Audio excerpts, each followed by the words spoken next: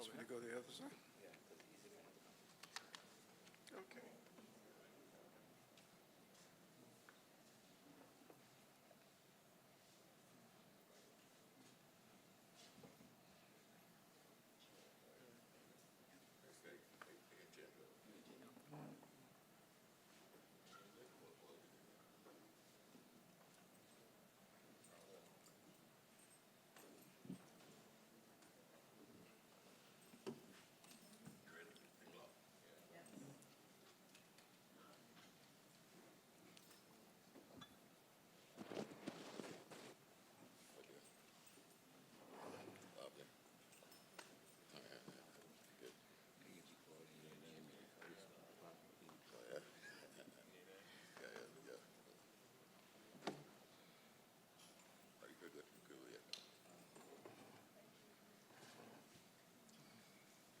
Okay, we have had the anthem, so we can move on now with the formalities.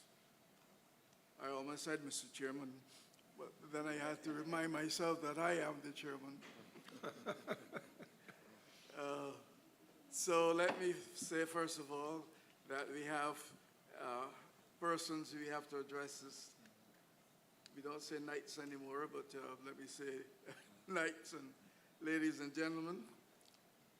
This is the first in a series of meetings that are intended to be held by the Parliamentary Reform Commission, chaired by Sir Richard Cheltenham. So let me first of all say, Sir Richard, Honorable Liz Thompson, other distinguished members of the Commission, whose names I will call in a minute, Honorable Robert Bobby Morris, Dr. George Bell, and Mr. Peter Wickham, other very distinguished ladies and gentlemen, and if I have not recognized your title, please forgive me for doing so.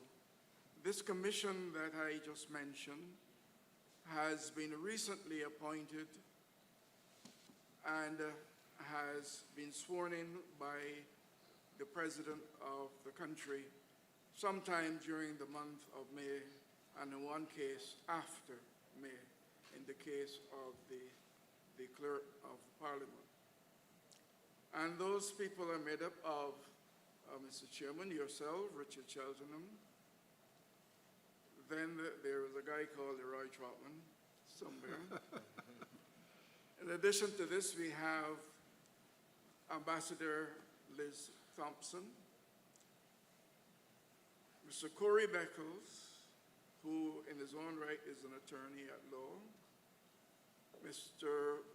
Dr. William Chandler, Jr., they tell me, although he doesn't look so junior to me. Doctor, and this is a doctor of medicine this time, Dr. Richard Ishmael, Miss Maxine McLean, and of course the Clerk of Parliament. These are the members of the Commission, and I welcome them and ask you to receive them as the commissioners appointed in this instance. So if you would just acknowledge their presence.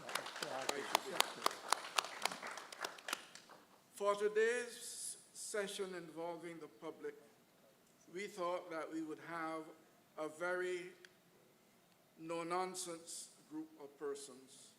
If you could say one thing for them, besides their intellectual capabilities, it is that they speak their minds without fear or favor, and that they may be relied upon to be people who will address the subject that they're called upon to address. And therefore, in our view, there were a very good group of three persons whom we would use and ask to give a jump off, a taken off for this session. Today's session, this evening's session, is the first in a series that will go for about 2 months. And the very next one is at Foundation School. I go back to when I was there, but it's not Boys Foundation again, it's Foundation School. Boys and And girls. that will be next Thursday. Yes, Chairman, that too. And we need to recognize another distinguished chairman of a commission, Constitutional. Christopher Blackman, who has just joined us. Now, today's session is intended, first of all, to make the public aware of what are the terms of reference that are set for this commission. And we are going to be asking the chairman, as the best person, to address that subject. But once the chairman has dealt with that, then we are going to go to those three persons I was talking about. I'm not going to be saying much about them because we want to be hearing from them, and we want to leave some time for questions that you might be able to put about how we go about looking at this issue in the broadest possible way, and we have only limited time. On the clock it says 9, but sometimes I don't see so well. So I'm going to start with you, Mr. Chairman, Dr. Richard Cheltenham, who is going to address you at this time, giving you the terms of reference for this Parliamentary Reform Commission. Dr. Cheltenham. Thank you, Mr. Chair. For the members of the Parliamentary Reform Commission, distinguished ladies and gentlemen all,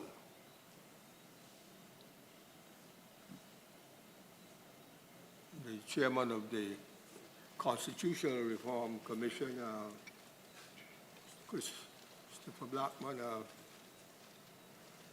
has just joined us, and I thought I'm delighted to be recognizing him. I'm sure it is working.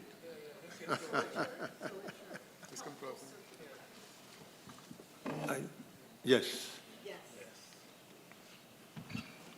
I began by saying that I'm delighted to see you here tonight.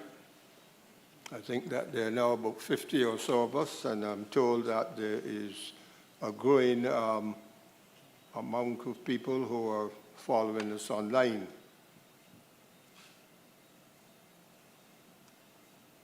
This is the first public session, as was told to you by Sir Roy Trotman, as the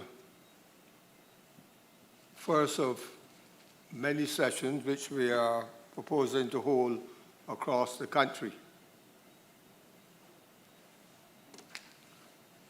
I want at the outset to acknowledge the presence of my fellow commissioners. We have, of course, our moderator, Sir Roy Trotman, Deputy Chairman,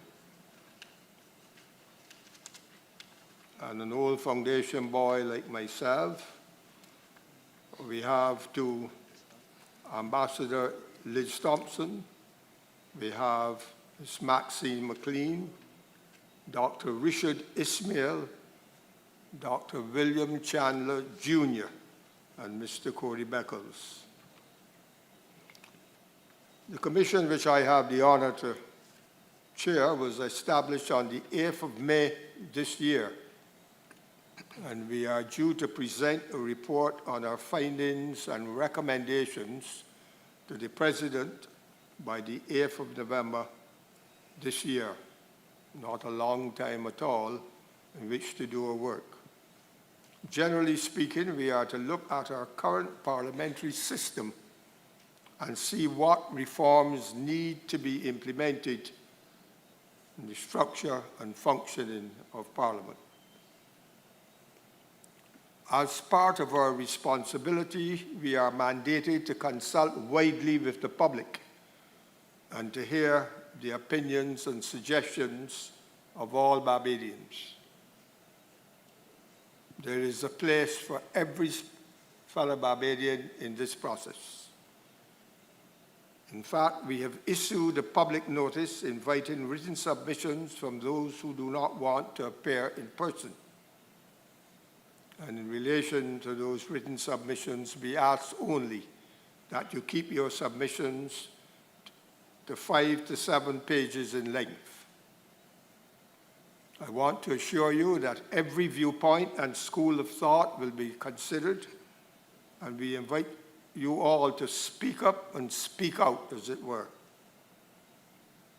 In reaching out, I want to emphasize that we wish to be as inclusive as possible, and we intend to consult with our diaspora.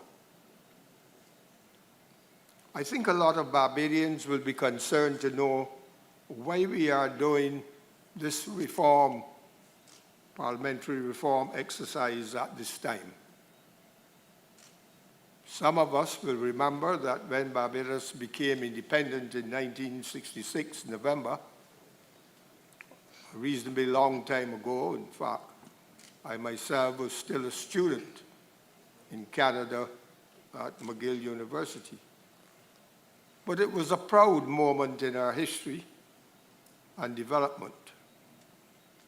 According to Prime Minister Barra, we were determined not to be caught loitering on colonial premises after closing time. And he thought that with the movement towards independence in the British colonial world, that many other countries had gone ahead and become independent. And he said we were determined, we in Barbados, not to be caught loitering on the colonial premises after closing time. But as proud as we were in that moment, there were still some colonial linkages which persisted. Notwithstanding our independence, we retained a monarchy. So while Barbados severed its ties with the British government, we retained the British sovereign as our head of state. That explained why our governors general were appointed in Barbados by the Queen as her local representative, though always, I must add, on the advice of the local government. But that is not the only colonial linkage which persisted. Our ambassadors had to be approved by the Queen. I should add that there is no case on record where she would object it, but it did delay the process, and sometimes the appointment could take 3 months just because the names had to pass through the palace.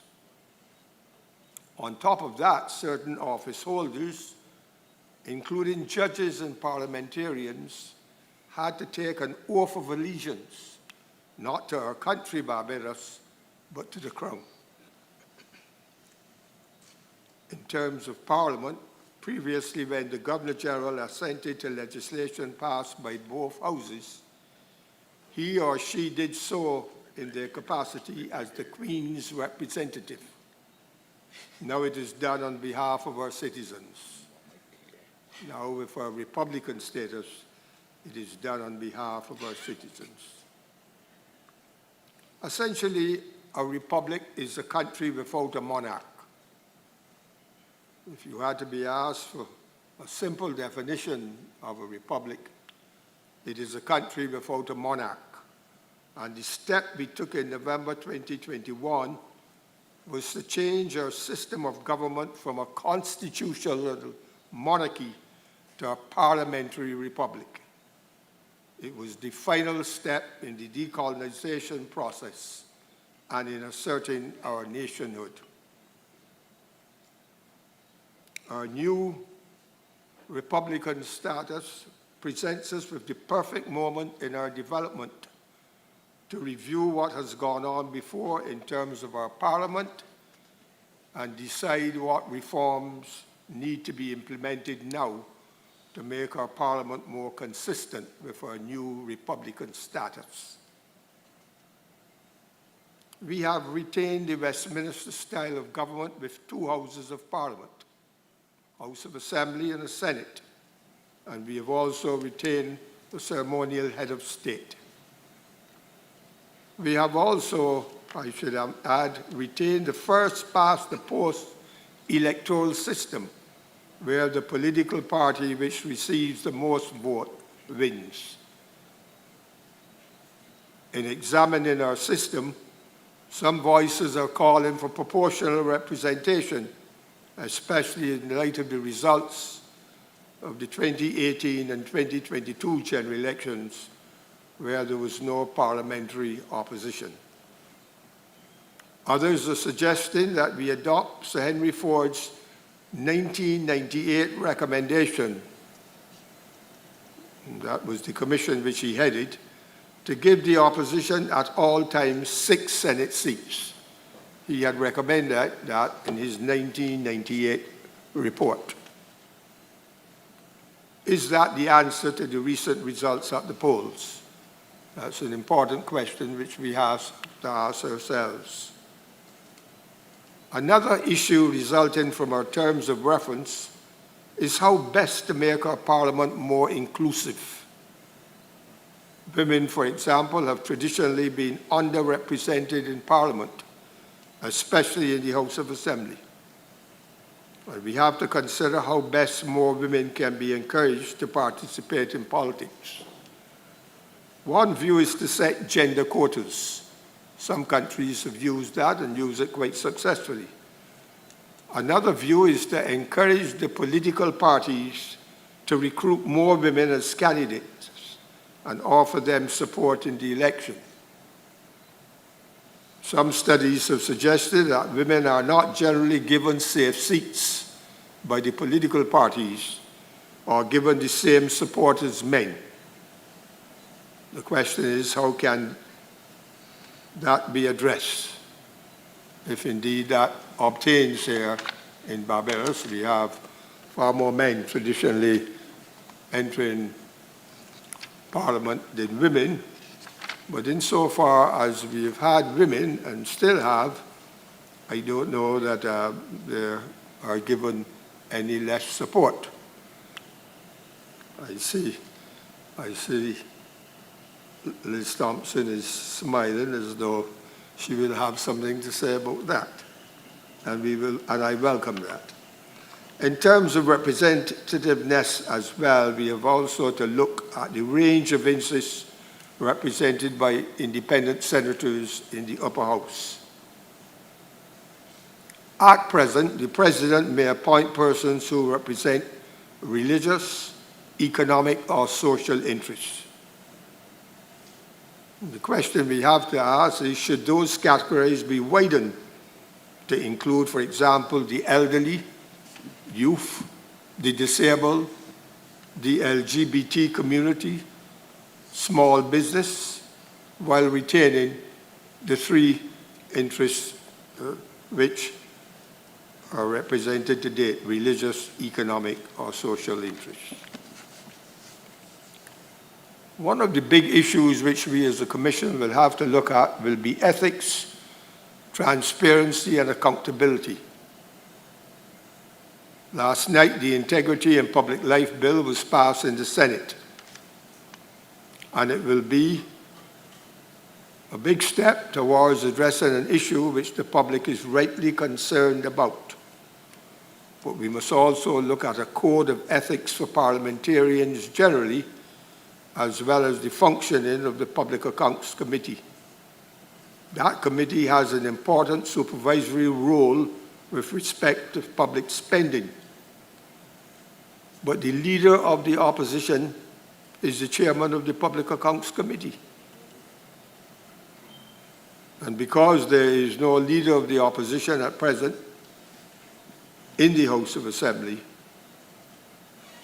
there is no chairman. And so the committee is not able to meet. It follows that the committee has to be seriously refashioned. And one question which arises is whether non-parliamentarians should or should not be on the committee. These are just a few of the many issues on which the Commission will focus. But we truly want to hear the views of fellow Barbadians about the many issues which the Commission should address in the context of our terms of reference. The Barbados Parliament has a long and proud history. We have always been independent-minded here in this small country, And even though we were a colony, we have one of the oldest parliaments in the Commonwealth: England, Bermuda, Barbados. They are the three of the oldest parliaments in the Commonwealth. The responsibility of the Commission is to ensure that this institution, Parliament, which has served us well and which has been the springboard for so much progress in our post-independence period, remains fit for the purpose as we enter our new modern Republican era. In conclusion, I am looking forward to hearing from my fellow patrician here tonight, and by that I mean those born and raised up in St. Patrick's. I'm referring to my old friend Robert Bobby Morris, who will remind us of the highlights of our Parliament that goes back to 1639. I'm also as anxious as you are to hear from Dr. George Bell, who a few years ago, just a few years, returned from the Department of Government, University of the West Indies, Cave Hill campus, and also to hearing from Mr. Peter Wickham, well-known political scientist and election forecaster. And so, having said as much as I have, it only remains for me to thank you for listening to us tonight and for the support, I'm sure, which you fellow Barbadians will give the Commission.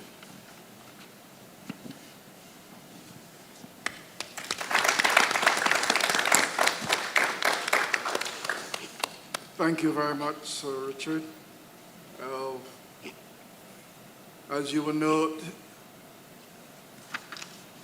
Sir Richard has sought to lay out for you aspects of the terms of reference that have been placed on the shoulders of this commission.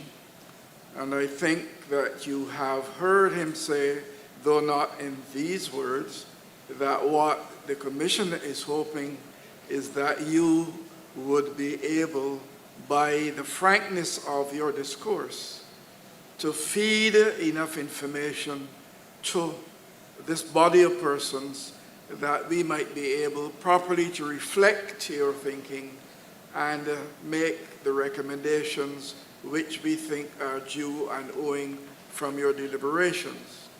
So you are charged to reflect on who we are as a nation, what we have done or what we are doing, how we are doing it, where we might make that better, and why we might want to change in the first place.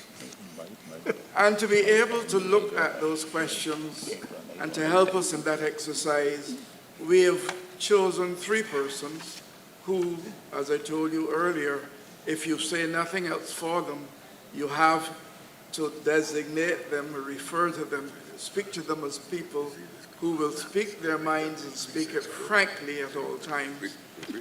And they have chosen a form. I don't know if they had a choice in choosing the form, because the order of speaking was not even given to the chair. He was told that as chair, this is the order he would have. That's good democracy. So, Dr. George Bell, you have been asked to be first man up.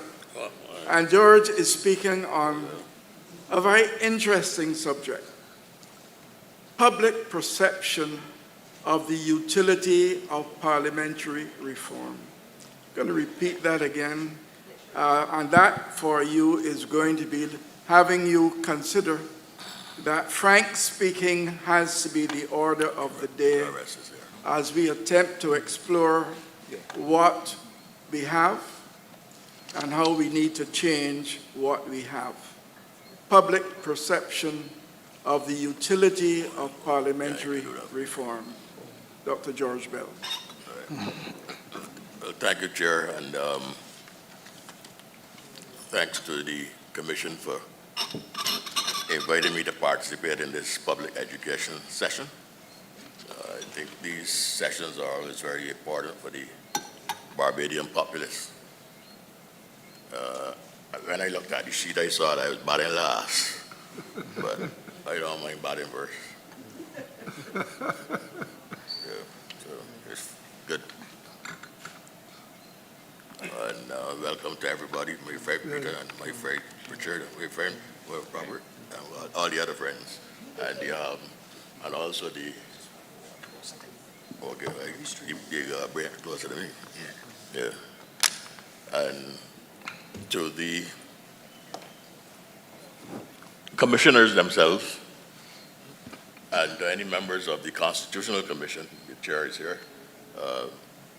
My greetings to you, and to the audience. Glad to see all you. This is the first time that I've been in a public session for 4 years. Although you all may not think so, you might see me on TV all the time. But as I got older and towards my retirement, my knees decided to retire too. So I had to have surgery on both knees, and therefore I had to learn to walk again altogether. So that's why you saw me balancing coming here. Much better than a few years ago. And I hope to be standing up on these days and running and all that kind of thing. Large ambition. A great ambition.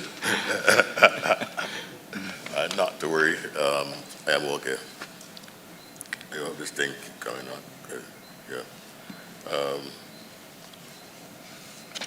The way that I felt I could deal with this issue tonight was to identify first a kind of context in which this discussion is going to take place. And I use a number of headings for that context. I want to look at the issue in relation to minimalism in terms of constitutional reform and maximalism in terms of constitutional reform. I want to look at it in relation to what happens in a situation where constitutional conditions have not reached what you could call ground zero, as everything mash up. And I want to look at it in relation to liberty, especially the liberty as defined by Alexis de Tocqueville, and his famous political characterization of the tyranny of the majority, which he used having looked at the democracy of the United States of America. And then I'm going to look at some relevant issues of reform that we might want to reform. Obviously not all of them. The chairman covered a whole lot of things there. I just think that I would raise issues for discussion that might be more prominent. I will touch on the proportional versus first past the post issue, because that has implications for the parliamentary form and the constitutional governance form. Some reference to our modern contemporary technology which could be used for political purposes, such as what we see during crop over, when people are voting for various levels of calypso champion, that you could just touch a button and tell people who you'll prefer. And of course, people can abuse that because, you know, you can get your family together and do it as well. So it would have no legitimacy. It would be to inform the legislators of what is going on in the community in terms of things. You can get that for a calling program too, as Peter would know. People call in, don't mean that his knowledge is information. Mafasa is the opposite of knowledge.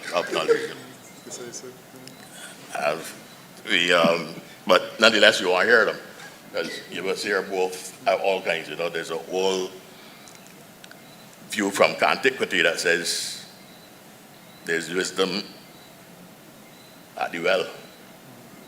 That was an elitist view, but it was saying that you could go to the well and see somebody drawing water, a poor maiden, as they would have said at that time. And you must still listen to her, because something that comes out of her mouth might actually be wise.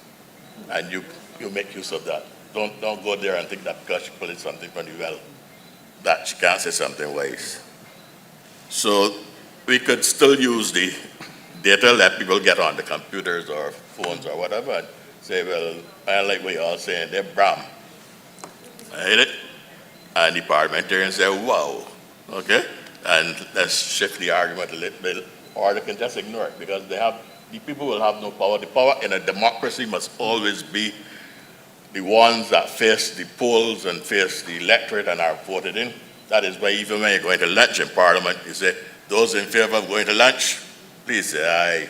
Those against, please say no. The guy even go to lunch without voting. And that is because we are in a democracy. Okay? I said, well, I want to get the toilet. I said, oh, too. They'll vote on that too. But anyway. So, all right, right. I just said that to be crass. Okay? Make people laugh and all that kind of thing, you know? Because we deal with serious matters, but we laughing too, you know? So anyhow, that may be a nasty job. So the next thing is, I think that on a more serious reference, there should be enhanced committee presence. Like I think that the one thing that probably you could borrow from the United States, I know a lot of you out there think you could borrow everything, but I think we have a superior system to the United States system.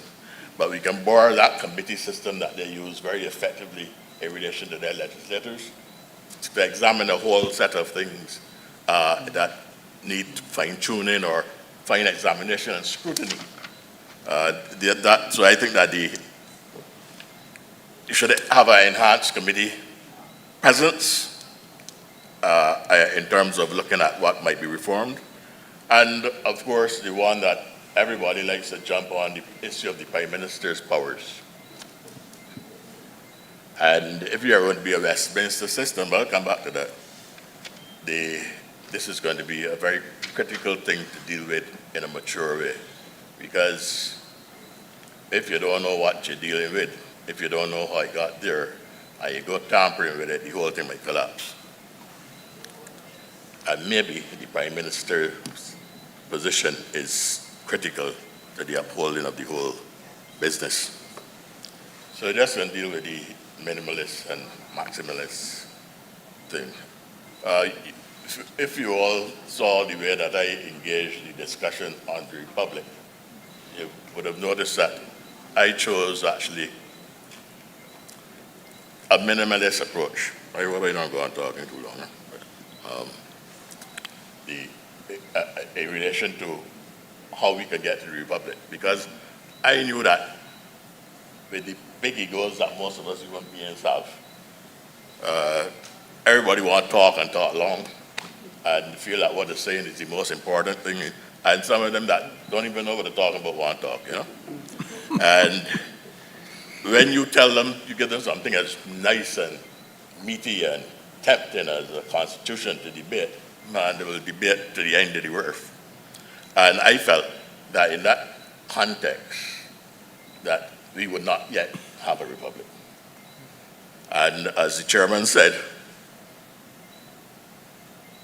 the distinction between a monarchy, which we were, and a republic is to carry away the monarch. You just move the monarch. And when you move the monarch, you got a republic. Now you will have to do some fine-tuning even at that very basic level. You're going to have a number of things you have to cascade, you know. The police can't be the Royal Barbados Police Force anymore and all that kind of stuff, you know. A lot of these people that talk about on their King's Council now, they should really be State Council. I don't know what king they can be referring to now, but, you know. I'm not so sure about this sir thing, and some might call it the most honorable. There's some things that the British have done that are very useful in their culture. They like to name places in terms of what they're doing. You know, if you're gambling, you can't go gambling alley. And you say, sir, it's just a fairly basic, respectful comment, you know, to somebody. You know, I got Warren, I look at Gabby, I say, the most honorable Gabby. I won't take that as a bad, I insult anybody, okay? But sometimes we can go too far in relation to these things. And probably, I'm saying that with some care, I hope. But my point is that I emphasize going the shortest narrowest, easiest route in order to get to an objective, because I've seen so much in my life now, even going through my revolutionary stage of my life, that if you ask for too much sometimes, you don't get anything. And that when you ask, when you study the thing carefully and see what is the essential character of what is there, and you just carve it out like a surgeon, you get some healing, or you get betterment. And then you can start improving on the body, giving them all kind of nutrition and food and all that down the road to build them up and make them strong over time, so that they can then last out and they can be resilient and all that. But if you start trying to do everything at the beginning, you might never get to the point of actually carrying out the change. And that was my reason for choosing minimalism over maximalism. Linked to that is the issue of the ground zero. We have some idealistic people around, and I was idealist at one time too.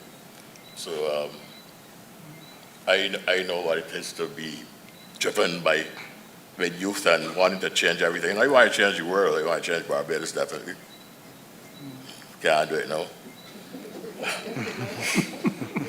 And maybe I have some regrets of why I ain't changed it, but the Royal look at me very hard. But he's like, you have to block me, and you had a big, massive Barbados workers. You can block anything, and Bobby do.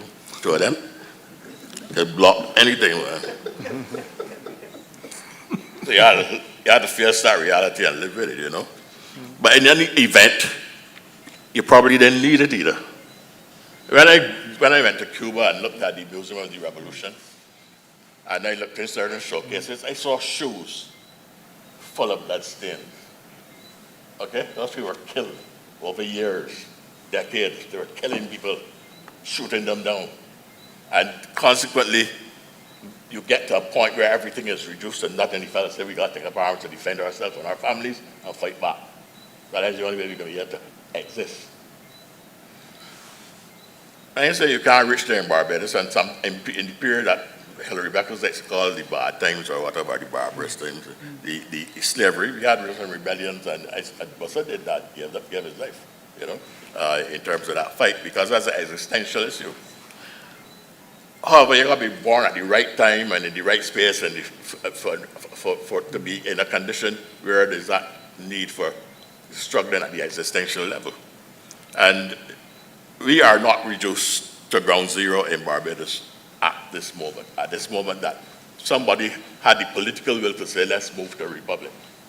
So because we move to a republic, we don't suddenly don't go for the transition. In any event, republic don't mean that you're going maximalist. Republic just means what you said, take away the queen or the monarch or whatever and put something else there. So that we more or less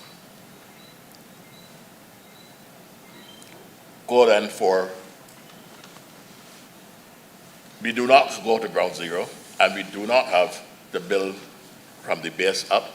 We don't necessarily have to be elaborate. We have the time or the opportunity to say, let's look at what we have and let's do the best thing in those circumstances. We have not been reduced to ground zero.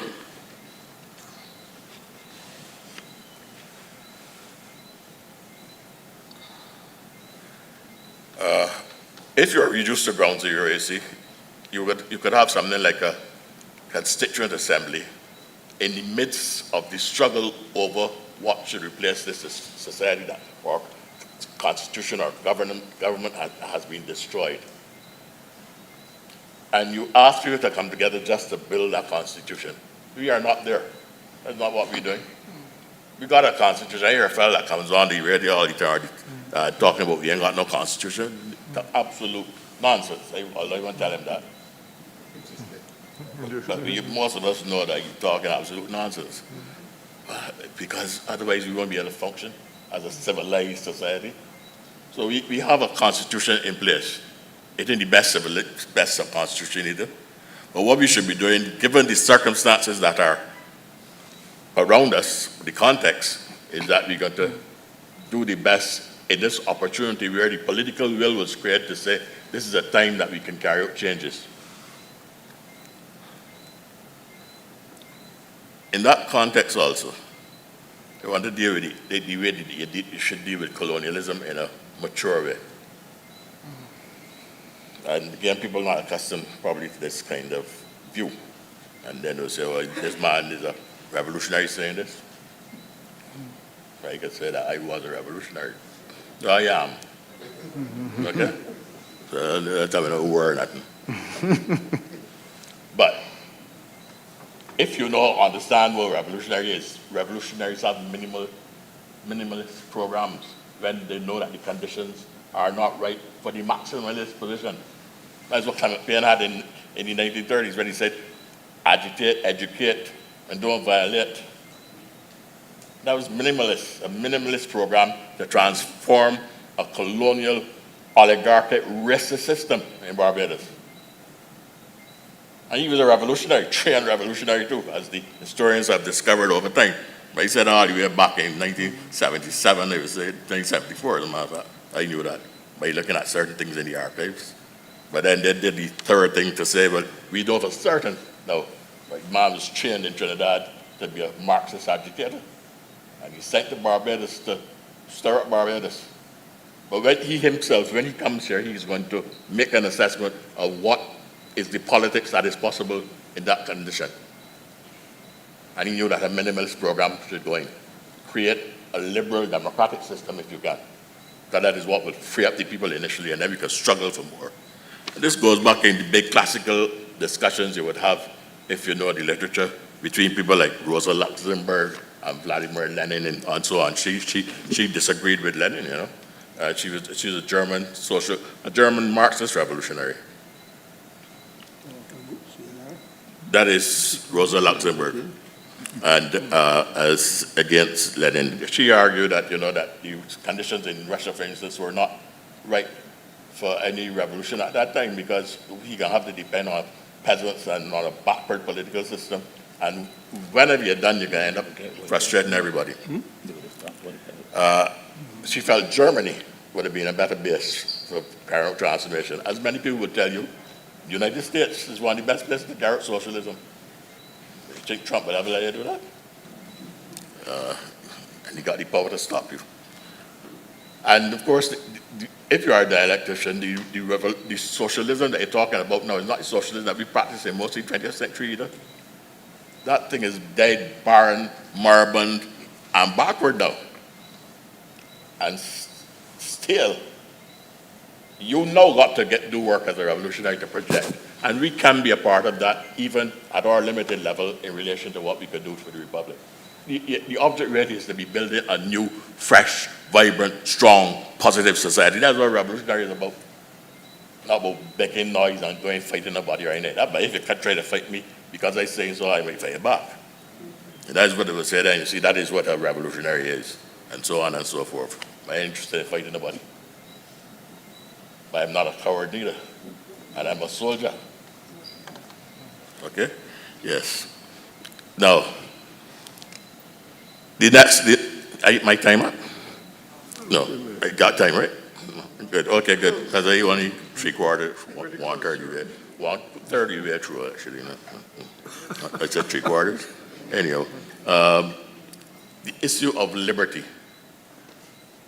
Very important, you see, because going back, you see that things are linked. If you don't have the Cuban Museum illustration that I gave, you are not likely to create a regime that is going to have to fight down the people who killed the trade unionists. Those people who are ruthless enough to kill the trade unionists will kill you too, and you have to be able to block them. The problem there is that the cost, when you have to put up an administration now to stop them from killing you, is that liberty might be lost. And liberty is actually a very important quality.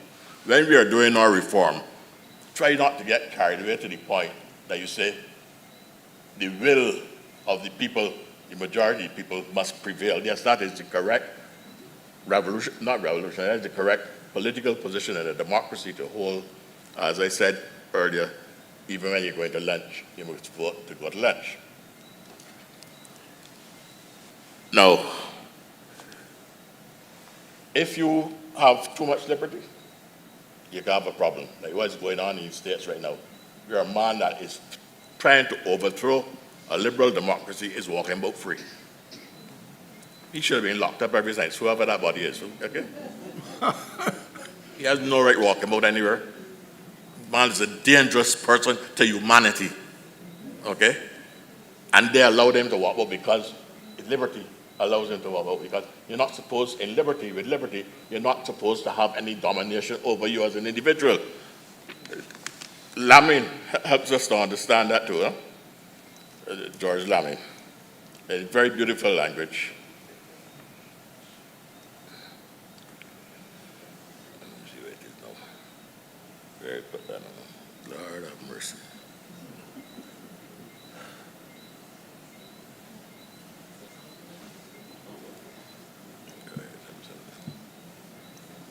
Okay, from the Seasons of Adventure.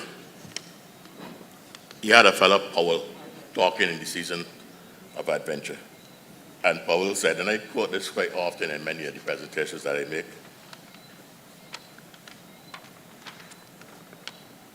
Locke, the philosopher Locke of Britain said it, of Englishman said it as well. He said, freedom from domination by any other, that's the state of nature.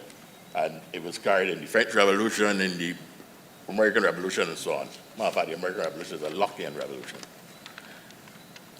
And Lamin says it as a Bayesian understanding freedom, and we should be persons that are very concerned with liberty and freedom because we become a slave society. He said, Powell says, free is how you is from the start. And when it look different, you gotta move. Just move.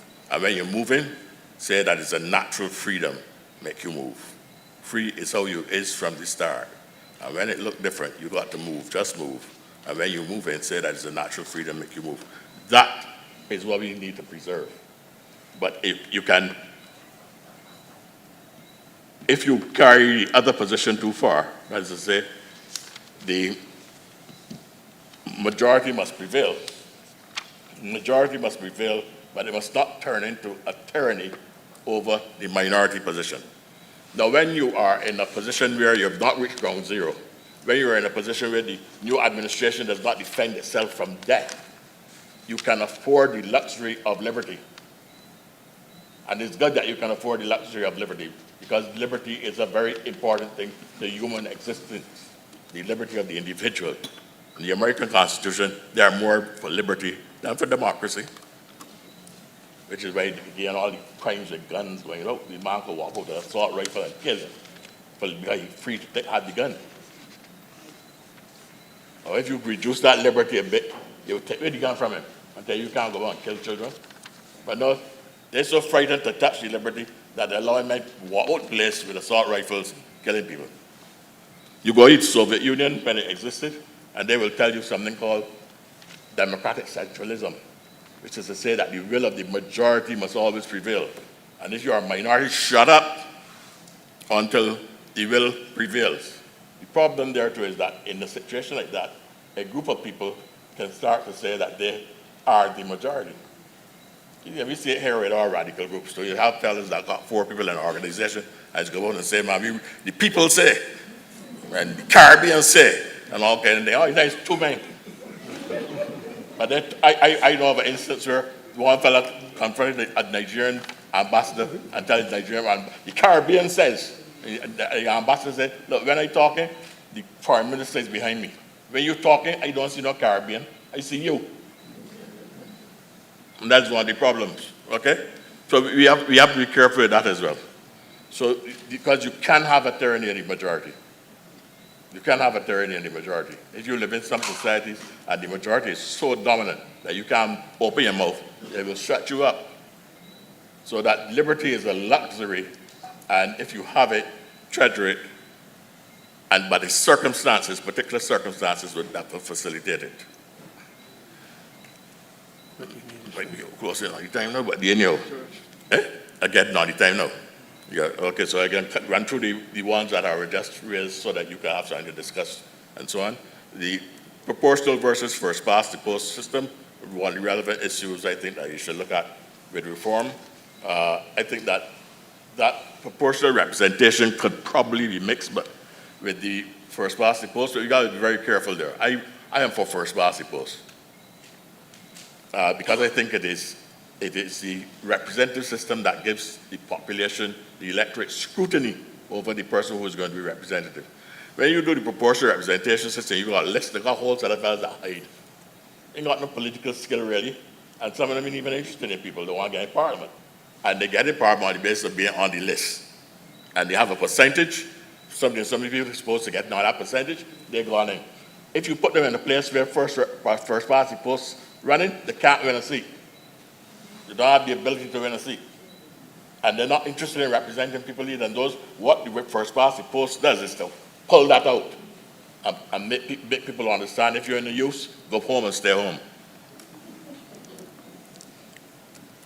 But you could have, let's say in the House of Assembly, you can have probably 5 people elected on a national basis on proportional representation.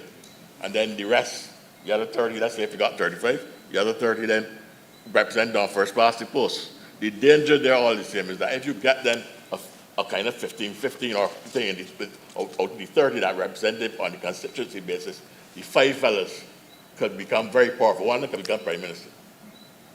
And the people don't really want him to be the prime minister. Or the parliamentarians also want him to be the prime minister. So that is the danger. So you got to be very careful when you're tampering with these things. And the safest thing for us right now is first past the post. Proportional representation also creates an unstable kind of government. First past the post gives you stability, and the majority can seem to get its way. Proportional representation, all kinds of them monkey people can get 2 seats and manipulate the system, and next thing you know, they're prime minister today. They say Vincent one time, the fellow that how one seat or say that he's the only man, but they say, but you want government or you don't want government? And you got to bargain with him. You say, well, you want to be prime minister? They say, well, you going to be prime minister because you want the government.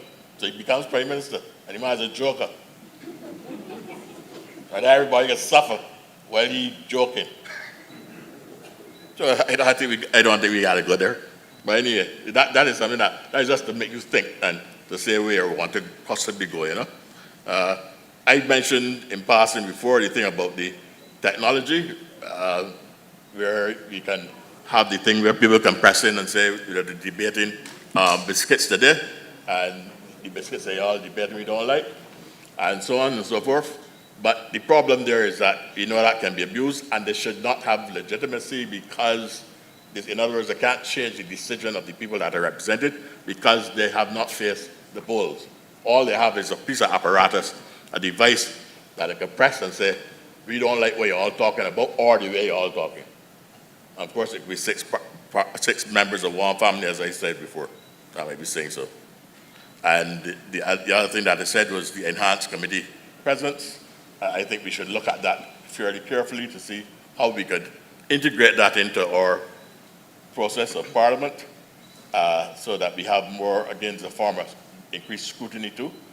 Make certain people face the elected representatives in terms of either what they have done or not done, or if they want a particular position, let them get looked at carefully by people that are elected.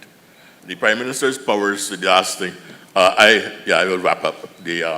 If you touch that, that has emerged over time. There are the things about the system, the British system, that we might reject it in terms of colonialism and all that, is that it is nonetheless a system that has evolved on the basis of human struggle.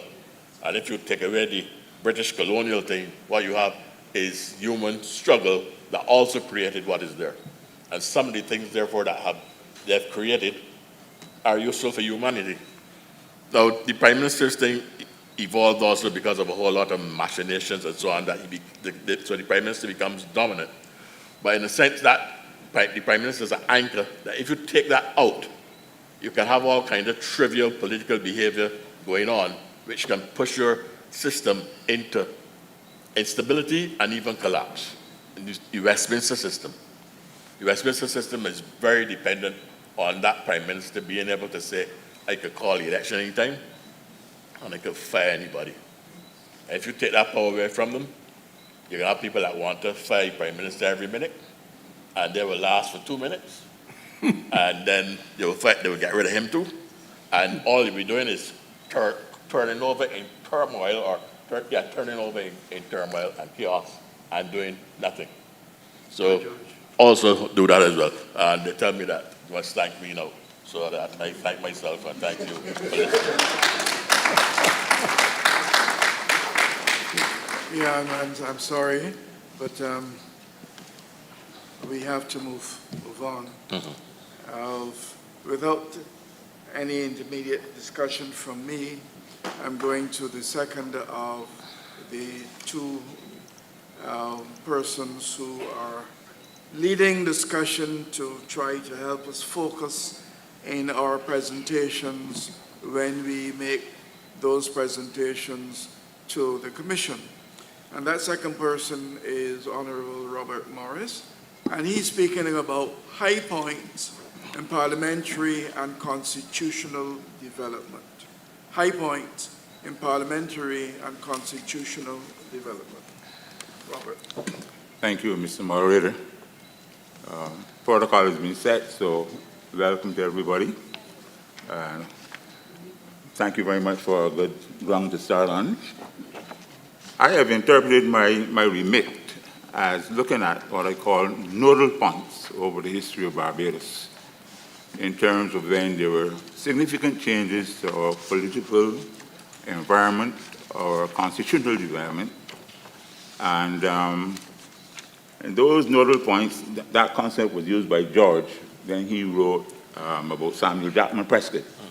And he looked at the Prescott in the period in which Samuel Jackman operated and what were the issues that came to the fore that Prescott had to deal with. I've identified about 6 nodal periods. And I wish to start by recognizing that, in fact, Barbados is pure colonial status went from 1625 to 1649 in the first instance, where there was the old British monarchy in place until, of course, there was a challenge by Parliament against the British monarchy, and Barbados became a republic. This is the second time we're going into republican status, not the first. We became a republic between 1649 and 1660. Barbados controlled itself. In fact, the Charter of Barbados, 1652, which is still in our Constitution, in the preamble to our Constitution, set out very clearly that the Barbados position of 1651 and 1652, where those persons like Drax and others, the group, what we call in those days the Puritans, the Roundheads, they were very much against the Cavaliers, they were very much against the Stuarts, etc. And they felt that although they were only at the beginning of starting development in this small country, that they should be doing it on their own. They wanted to be able to trade with whomever they wanted, and they were doing a very good trade with the Dutch, and they were very clear in their mind that they did not need the weight of a monarchy to hold them down. The problem is, though, that Cromwell and his son couldn't carry the revolution. And in fact, after Cromwell died, his son, Cromwell became what they call the protector for a while. You remember, those of us who had to do English history, it might be a little strange for people who did West Indian history, but for those who had to do English history, we understand very clearly that sometimes when we think we're going forward, we might be going back, in the sense that these things happened before. And we're now moving back to the stage where now a different set of people are taking up that challenge now to become a republic. So we will get there. So the first nodal point we were talking about is that we were a colony, a pure colony, then we became a republic, and then we went back into colonial status again, and that colonial status went right down to 1966. A very, very long time. But I want to make the point that in all of these nodal areas I'm speaking about, there was some kind of violence, some kind of activism that moved us from one state to the other. I will point them out systematically, one state after the other. This is the only one that we are moving to peacefully. We are going into this state as a republic with the total support of the entire country. I have heard no groups of any significance challenging or questioning that this is what we have to do now. And that's very important. There's that consensus in Barbados today. All of the parties, and we have to recognize that there are parties, however they may be doing, but all of the parties in Barbados at this time recognize that this is the time when Barbados is ready to become a republic, and that's very important. So we have started to do all the things that were necessary to get us to the stage now where we have to deliver to the Constitutional Commission, to those persons who have to set up the framework for us. And then, of course, it goes to Parliament, presumably, and Parliament will do what it has to do. So let's look at some of these stages that we're talking that we passed through. As I said, we had the constitutional position from 1649 to 1660, and then we have this long period of time between 1650 to, I take it to 1816. That is where we had what is known as the Buster Rebellion, etc. Because I believe that a lot of the challenges that came up there was about the issue of lack of freedom, lack of rights. What drove, it was not only the slaves, it was the free colors. It was that women had no rights, etc. We look all the time at the slave rebellion. That was fundamental, of course. But the reality is that the free colors were trying to get rights. Free colors were trying to be able to vote. They were trying to be able to own property and to be citizens also. So up to 1816, when we had our first serious uprising in Barbados, there had been several before. There had been 1649, there had been 1674. Of course, Professor Beckles has been writing consistently on these, so I think Barbadians are very clear nowadays that we were not quiet, we were not quiescent. All of the laws that were passed in 1661 to say that we were chattel, we never accepted that. But we could not do much based on the circumstances because we were dealing with raw power. That raw power by the plantocracy kept us in place. So we understand that, and therefore we have always to look back, and that's why we have periodized, in a sense, our heroes. For each one of these nodal points, we'll be able to find a hero or heroes who symbolize, basically, freedom. That's the important thing about them. When we're talking about Basso, and I'm going to make the point, and I make it all the time, I think we've been totally unfair to Joseph Pitt Washington Franklin. I want to make the point again. Franklin was a hero. And I think we have done him an injustice. And I believe that injustice is because he had some white blood in him. What absolute nonsense.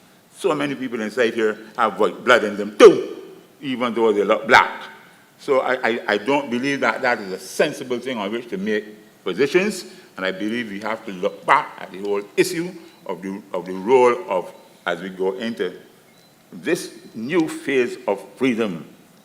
Look back at Franklin, and the same thing I say about Reeves when I get there, I will probably expand a bit more, but Reeves was a hero too. Reeves was a hero. He was not a hero, as George was saying, about persons who at that time talked about a kind of socialism and a kind of behavior.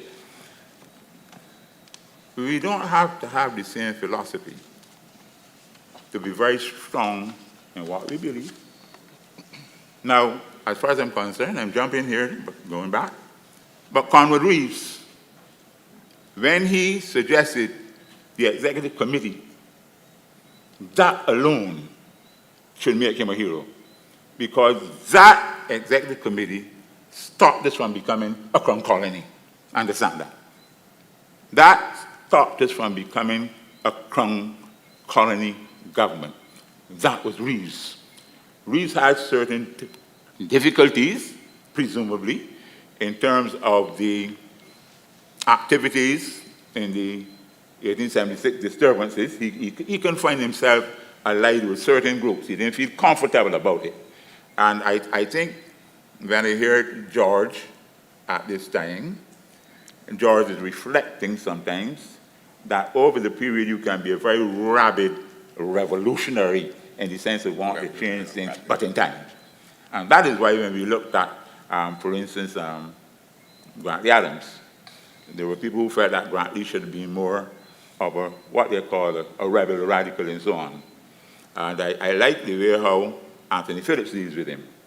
Phillips had a very good paper that he did on Grant Lee. I think it was in 1998 that we published in the Journal of the Barbados Museum and Historical Society, where he saw that Grant Lee looked at what was happening with so-called socialism at that time, where it was going. And he decided to remain as a liberal. But when you look at what he wanted as a liberal, it is very much what most of us here would accept. And what a lot of us call democratic socialism is just a small variation in behaviors. So sometimes we have these strong definitions and these strong differences. Now, I have to put in here, of course, Clennell, although we come to him later on. Clennell was stronger in terms of his socialism. And again, I'm not sure we've given him the kind of recognition that he deserves in this country. Clennell Wickham was one of the best minds and one of the best brains in terms of advancing the concept of freedom. He would be 100% behind what we are doing today. He would support it totally because he had a strong view that we, people like us, all of us here, were quite capable and competent even at that time, not only to give our lives on behalf of a mother country and protecting the wealth of a plantocracy, but we had to have the right to be able to make our own decisions about ourselves. But they did not have that right. So picking back up in the next phase, which is the phase that goes on to 1876, that problem was still there. People could not vote. That simple issue, and I'll give you some statistics here to suggest what is happening when you're talking about the franchise going up to 1876. Let me give you an idea why later on Clennell and others felt so disturbed about what was happening. In 1858, the population was 154,000 persons. There were 1,220 registered voters. 0.78% of the population could vote. In the year of the disturbances, 1876, the population was 162,042. 1,664 registered voters. 1.02% of the population. 1902, population growing, 182,306. Registered voters, 1,721, 0.94% of the population. So in other words, these persons who had been freed at emancipation were being stifled by the plantocracy. And I can go through that, but again, I don't think we have that time because we have to move on. But every law that could be passed to stifle black persons, the Vagrancy Act, Immigration Act, anything to keep you poor, to keep you in a trash hut. That is what was being put on the people of Barbados, the working class people of Barbados. And that is why General Beard and Green and all of them joined with John Pope Hennessy, the Irishman, and Thomas Graham Briggs, a radical. The Briggs family has always been a radical family. It was radical in the time of the 1860s, the 1816 rebellion. They were very radical. Thomas Graham Briggs was radical. They had to hang them out of Barbados. He bought a lot of land in Nevis, etc. But we always think that there was a sort of a total agreement in terms of white approach to politics in the 19th century, but that's not true.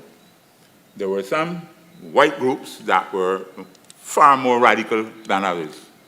And I would say, as far as I'm concerned, when I studied the period, I'm looking at people like, and he had to run and leave Barbados, Thomas Graham Briggs. Briggs was a radical. Briggs was a definite radical. And he was working along with Pope Hennessy because he felt that enough was not being done for black people in Barbados.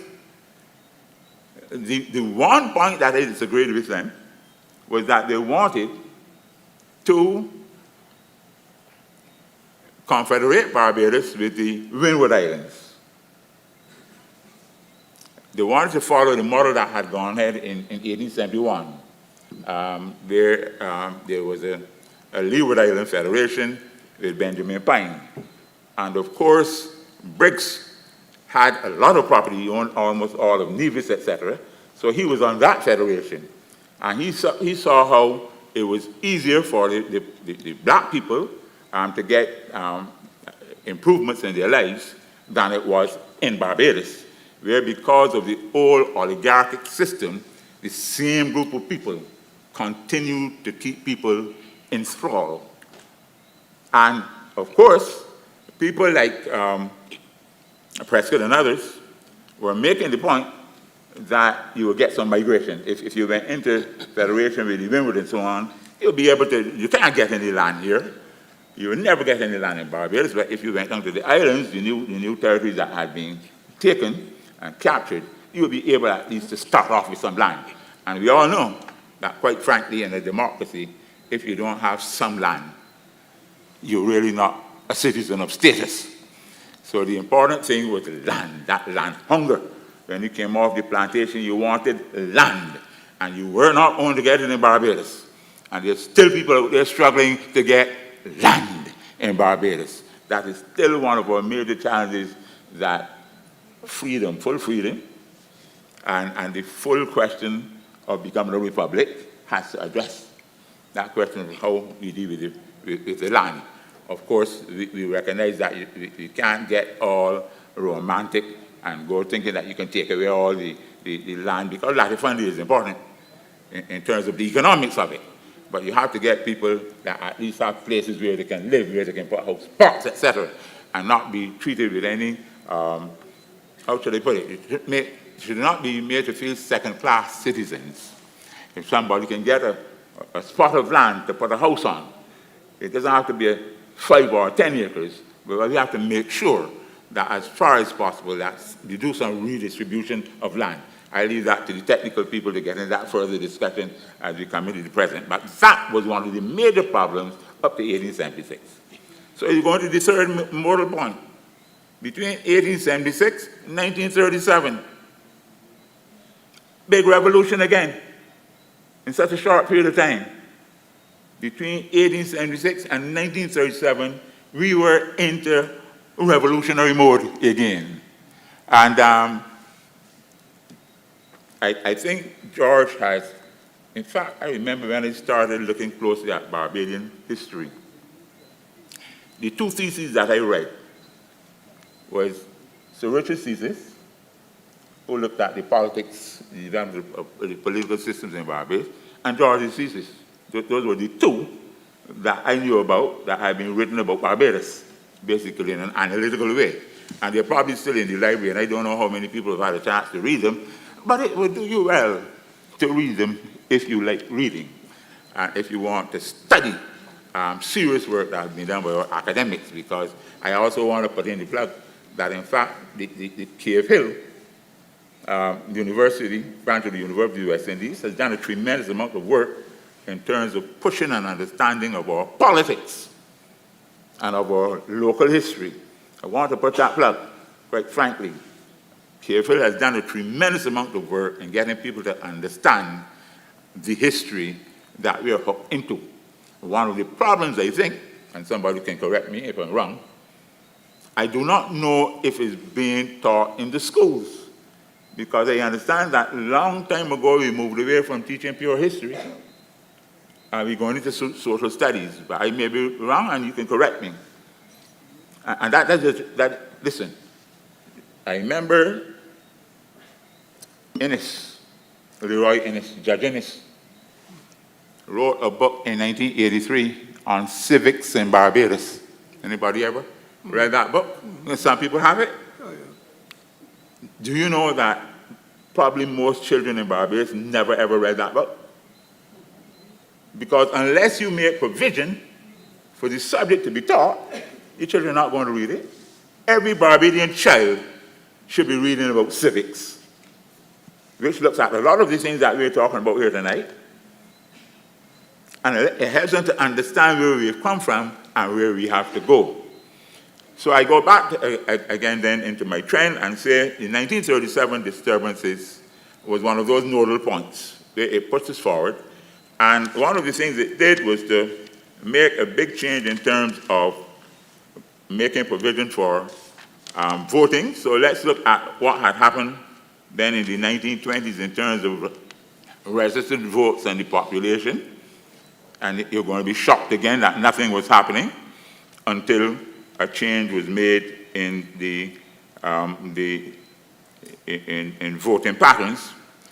In the year 1925, population 156,311, registered voters just over 3,000. 156,000 persons and just over 3,000 could be registered to vote. In 1930, and this is all the time now to when Payne and these fellows have to agitate. 1930, 159,000 in the population, 5,000 people being able to vote. In 1940, you will see the numbers moving a little bit from 179,000 to just about 6,931. But by 1945, 191,000 population, 20,000 registered voters. And that is because the law was changed. That is because Sir Grantley and others realized that you had to make changes. Don't wait for it to happen because the people who were in control weren't going to do it. So you had to push off the oligarchy. They call them the oligarchy, the plantocracy, whatever you call them. You had to push them off. You had to take them off the scene. And people like ourselves have to come forward to make the changes. Now, that is not about race or anything like that. That's about self-interest. That's about self-interest. And that is about change.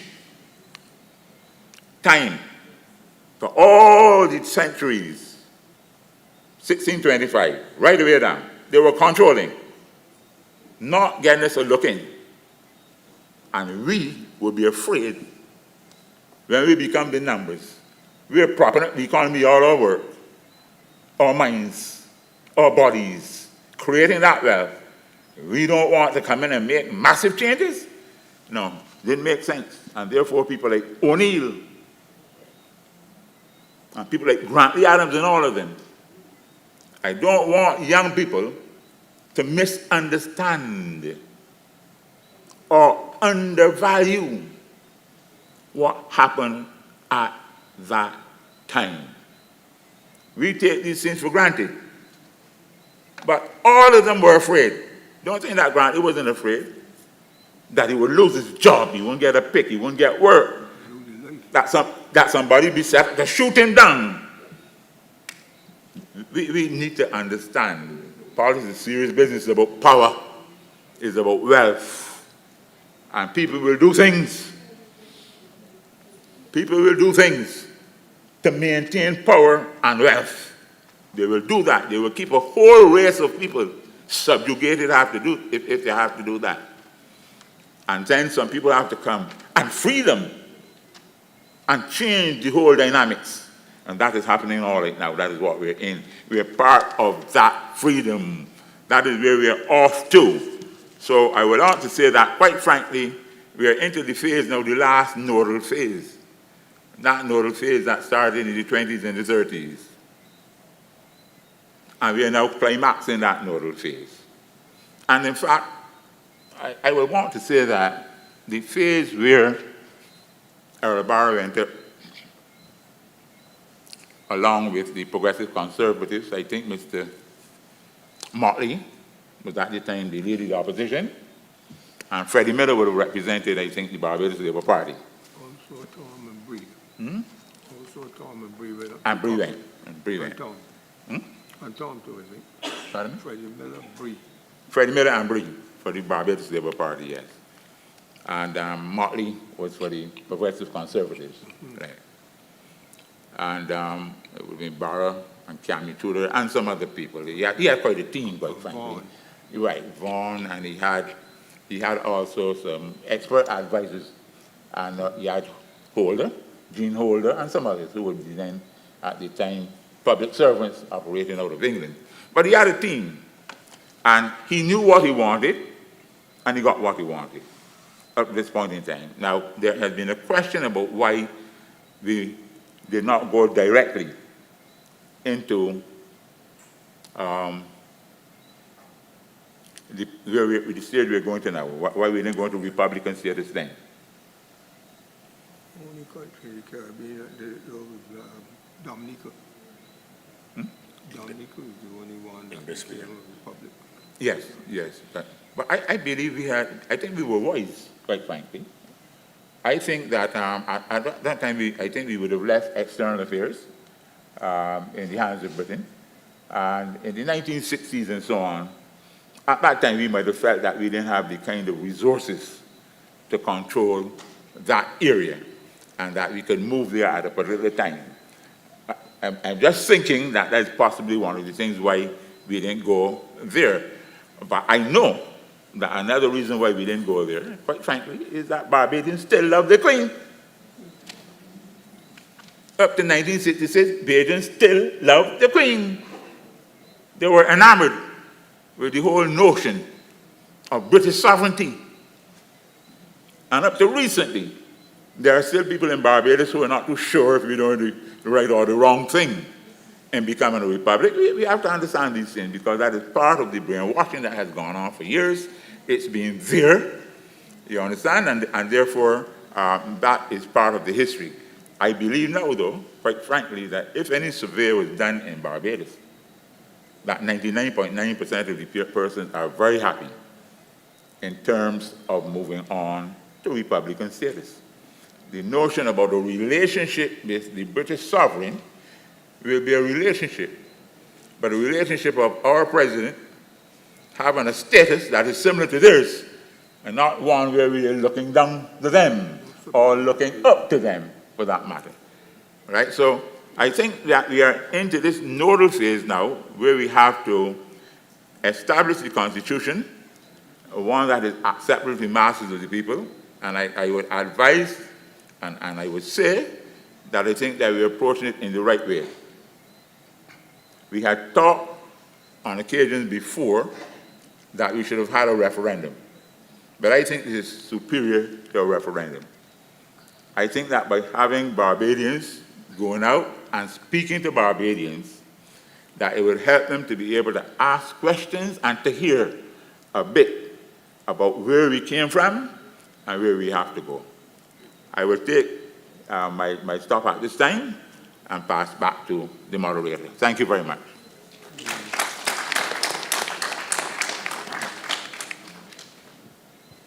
Thank you very much, Comrade Morris. Let's move quickly then to the third of our guest speakers. Peter Wickham is asked by us to talk about the composition of Parliament. That is cutting closer to the bone. And subtitling this is the need for him to discuss the rights and the privileges of the Prime Minister, I mean the office of the Prime Minister, and the offices of members of Parliament. So the title is The Composition of Parliament, particularly the rights and privileges of the office of Prime Minister and of members of Parliament. Peter, you have the mic. Okay, thank you, Sir Roy, and I want to thank you for, well, the committee for inviting me to participate in this conversation, which is to offer suggestions on the modification of the role and function of Parliament, which is at the center of our democracy. And I think we've been fortunate in Barbados to have two opportunities, not only at the level of the constitutional review, but certainly at the level of Parliament in particular, to reflect on these conversations. I was particularly struck as we came this afternoon that the panel has a significant imbalance in that 4 of the 5 members on the panel are foundation old scholars. And I take the opportunity to revel in the fact that we have finally put college in a corner. And Dr. Bell is suitably seated at the end of the seat. So I'm happy that this is in a sense, this is also a revolution of sorts. Of course, the Clerk of Parliament is also of similar ilk, so we are indeed in good company. I want to start on a positive note. I'm essentially going to give some ideas on things that I think we need to be thinking about going forward. It's useful that you've had both a historical and also a philosophical frame for the conversation, and I'm going to get to, one could say, the meat of the matter in some instances and give some direct suggestions. And I want to start on a positive note that in terms of bringing the work of Parliament to the people, we made a move some years ago in terms of putting the conversations of Parliament on the World Wide Web through Parliament's website. And I remember when I had a conversation with the Clerk of Parliament who is with us today, and he indicated that they were going to make the conversations available on people's desktop. And the logic was really simple, that it was offensive to the concept of people's participation, that we should have to be classified as strangers to go into that place, be searched and frisked, and be told that you can't speak or say anything, as opposed to being able to listen to these things on first the radio and now it's essentially on the web. I think that is a significant step in the right direction, and essentially it puts us ahead of the curve in terms of bringing Parliament to the people. I am told that there are certain restrictions in terms of the broadcasts and the repetition of those broadcasts. I'm not sure about the technical details, but there are supposed to be some limitations on what you can do with the material that comes out in that forum, and I would think that the removal of these types of restrictions would perhaps be a good place to start. My sense is that most of them are not really observed other than in the breach anyhow. So, why not? Let's just remove them completely. There's a small matter of the role of the chaplain, which to my mind makes absolutely no sense. There's a chaplain in Parliament. I'm not sure what functional purpose the chaplain serves other than to give opening sentences at the beginning, which is a religious exercise. To the best of my knowledge, we are a state that is not religious. We are secular. And it has always been confusing to me that we start sittings of Parliament with prayers. To my mind, it has no place in a secular society. I believe that the chaplain is paid. And I think that this would be a good place to start in terms of reform, to remove the chaplain or alternatively replace the chaplain with perhaps a person who can offer counsel to members of Parliament in a psychological way or something like that. Or alternatively have several chaplains, because it is entirely possible that shortly we will have a member of Parliament in the upper house who is a Muslim.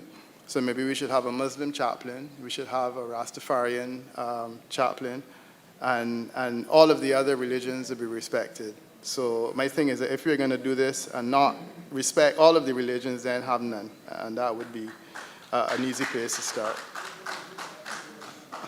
Thank you very much for the applause, gentlemen. I appreciate that, because I know that this is a controversial issue. On to more weighty matters, which I think that we just dispense with the slightly lighter ones in the beginning. Over the years, I have asked people in surveys why they vote, and this is an effort to find out what motivates people to go and vote at the polls.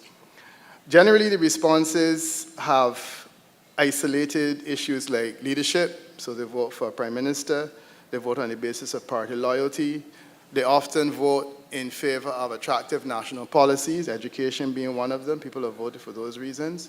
There are a few people who will say, well, I voted because I got a road in my constituency, and things of that nature. The estimates will vary, but generally speaking, 10% of people or less are motivated by the candidate. What percent? 10% or less. Say they vote because they like the candidate. So I'm voting for Peter Wickham because I like Peter Wickham as a person. There is various empirical and anecdotal data also that will support that argument. I noticed that Reverend Adderley is part of the community here today.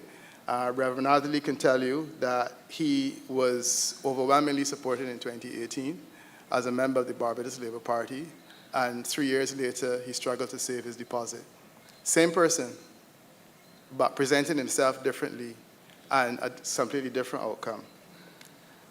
To my mind, this isolates the fact that there is a need for Parliament to express the will of the people, other than in the context of this first-past-the-post vote, which I support, notwithstanding anything Dr. Bell would say. I support the first-past-the-post system. But we have a situation where people vote for an individual, which is how the first-past-the-post system determines it. But in reality, they are voting for a party, they are voting nationally, and they are voting in support of a leader in many instances. Leadership, and this is across the Caribbean, is one of the main reasons why people vote and why people vote against. They vote for a leader they like, or they vote against a leader they detest. And sometimes it changes very, very quickly in the course of time.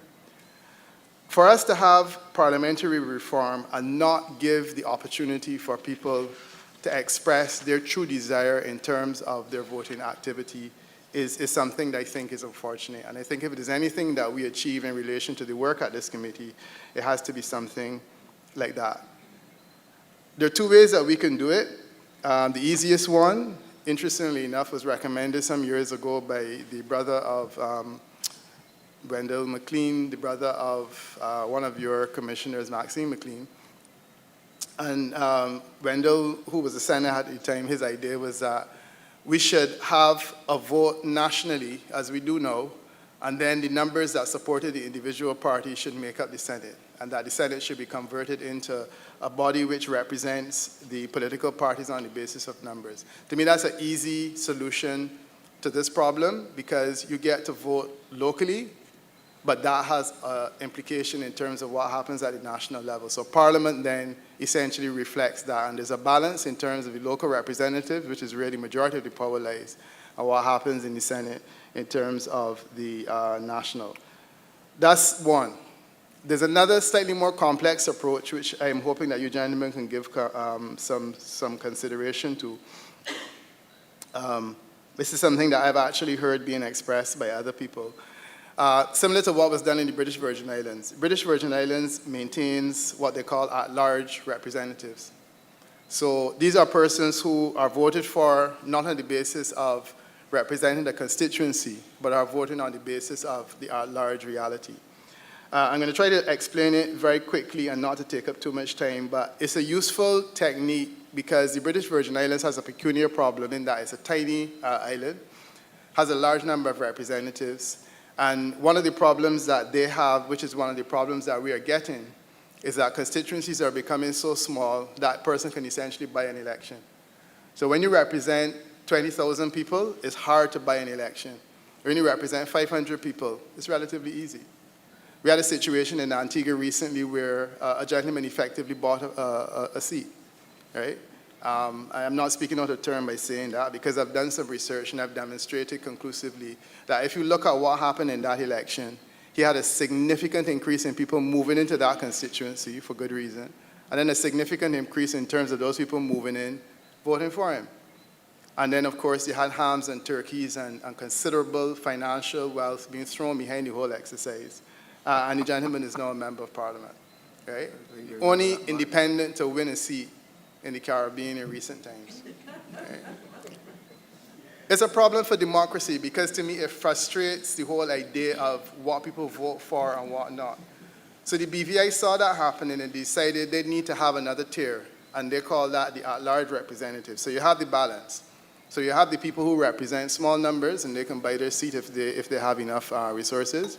But then you have the at-large individuals who are elected nationally. I do hope that we can get to the stage where we elect national representatives. Maybe they can support a party, or maybe they can't support a party. And you know, over the years, there have been people who, in my view, would have been far better national representatives because they struggled at the local level. I think of Bree St. John, for example, who was also a foundation man, coincidentally.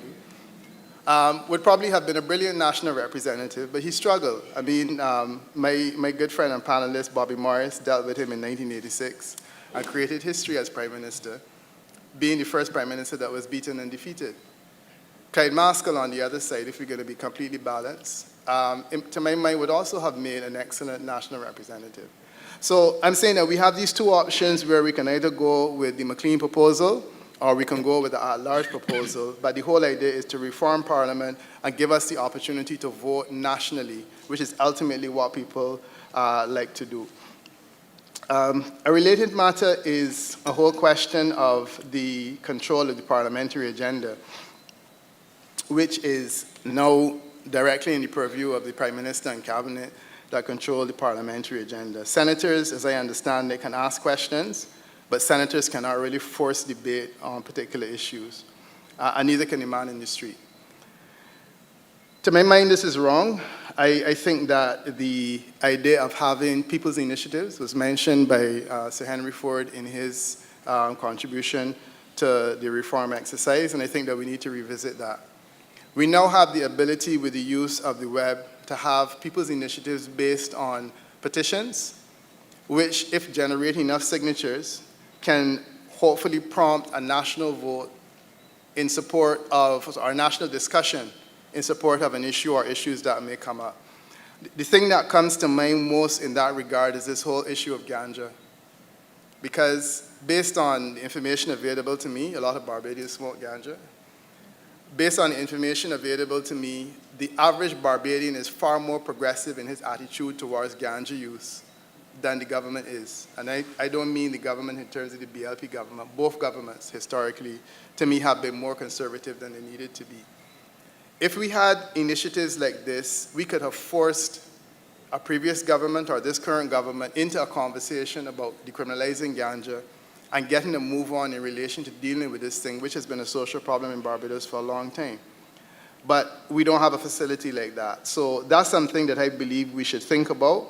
The United Kingdom has a reasonable model, a reasonably good model, where if you get a sufficiently large number of signatures, you can force Parliament to debate the issue. Now, it doesn't necessarily mean that anything will come of it, but I do feel that if you were able to use that and perhaps have the Senate involved in terms of bringing some of those conversations to the fore, it would give us the opportunity to make Parliament a far more representative institution and body that reflects the people's will. I'm also concerned about the extent to which we rely on the Westminster protocols to guide Parliament in terms of the work that it does. There's some interesting rules in Parliament. The Speaker is supposed to be an independent body. There's a mother and father of the House, which is an old British tradition that speaks to the individual who has been there longest. We now have a mother of the House in Barbados for the first time. There are parliamentary committees like the Privileges Committee, and the Public Accounts Committee, of course, is one that you all were speaking about earlier.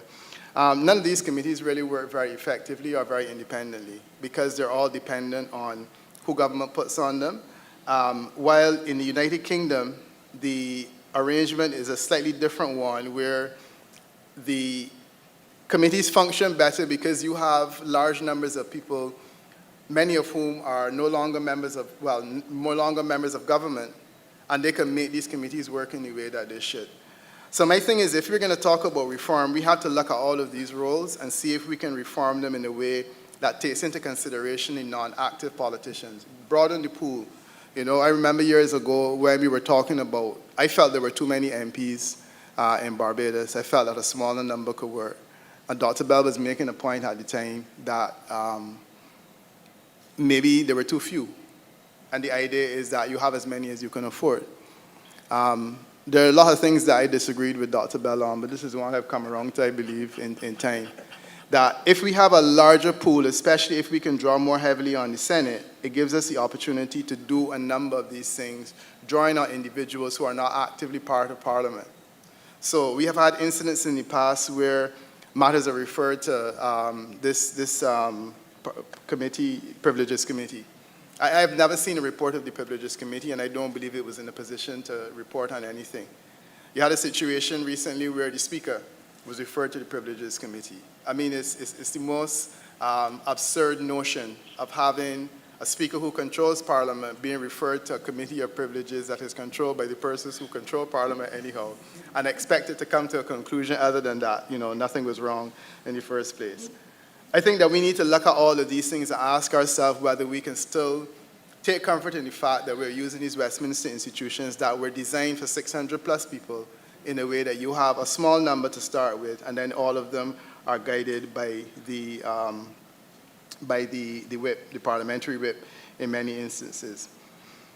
There's an issue of people who are independent senators and the idea whether they can represent civil society, and I know that the suggestions on the table about getting more people involved by having a wider pool. So Sir Richard suggested the idea of adding an LGBT representative and adding a disabled representative and telling the Constitution to identify all of these. I am frankly not comfortable with that arrangement because it relies on the President to then determine who is the LGBT representative, who is the disabled representative, and indeed if there's a disabled representative at all. Currently, there's supposed to be a representative from Labour, but there is none because the President, Her Excellency, has obviously determined that Labour is well enough representative in Parliament already anyhow. So you can give the opportunity for something else. But my sense is that we have created a situation in which there is a discretion on the part of the President to determine what interests ought to be there and how those interests are represented. And I think the best example of that is how we look over the years at the religious groups. You know, the Constitution speaks to religious groups being represented in the Senate. And the person has either been Anglican or Methodist. I think we once had a Methodist, which I was happy about because at those days I was a Methodist. I've moved on a bit from then. It was a while ago. But generally it's an Anglican. I've never seen a Rastafarian representing religious interests in Parliament. I've never seen a Muslim representing religious interests in Parliament. Indeed, I've never even seen a Muslim in Parliament, period. Okay? Certainly, I've never seen, Baha'i, you know, there as well. A Hindu, I've never seen any of those.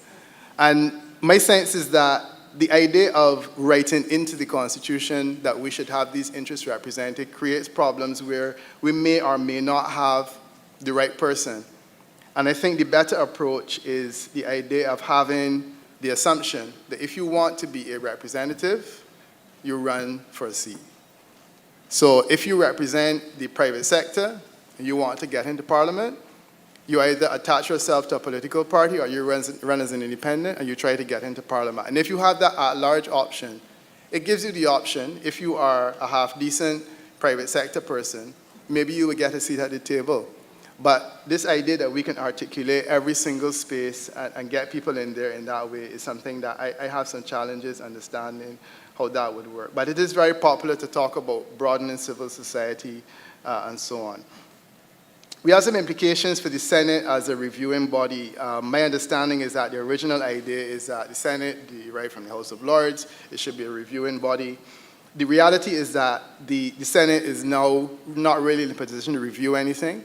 because a lot of the senators are junior to the members of parliament, and they're not really in a position to give, conversation in those regards. So my question is, does the Senate really need to see half the things that go to the Senate? Because if you are not in a position to review it or to add anything significant, then why is it going there in the first place? And I do feel that there are opportunities for us to look at the role of the Senate, to reserve it for example, matters where it is relevant, like constitutional matters, or alternatively, to ignite important conversations based on the fact that it has a slightly broader membership on issues like the same ganja or things that other things that might come from public initiatives. And that's something I'm hoping that we can think about. The role of the political party is the elephant in the room. Owen Arthur did an interesting thing many years ago with the, and I know that the clerk will correct me if I'm wrong, the Administration of Parliament Act is what allows Parliament to give political parties money, right? I like that idea because I think it essentially speaks to the important reality that the political party does work that is important to Parliament's existence. I think that we should build on that. I mean, it's obvious that we have more than one political party, and I think both should get money. Hopefully, in due course, if the Democratic Labour Party decides that they're willing to come on board, or the Constitution is changed or whatever, then once they get into Parliament, there will be that opportunity. But I feel that in addition to just the idea of getting additional funds, there ought to be other support that Parliament could give to political parties at the institutional level to support the work. Currently, as I understand it, the money is given on the basis of a statement that it was spent, right? That to me is not necessarily an abuse of the financial arrangement, but I think that it is something that could be tightened. And we have missed an opportunity where maybe Parliament can give the political parties guidance in relation to accounting and to build structures in relation to that. And that's the kind of thing that I'm hoping that that will be able to happen if Parliament gets more involved in the work of the political parties, because it's absolutely important to the existence of Parliament. I also think that just trying to rush through, because I realize that we're supposed to be having a conversation, so we need to give an opportunity for that. The work that members of Parliament do is limited in many ways.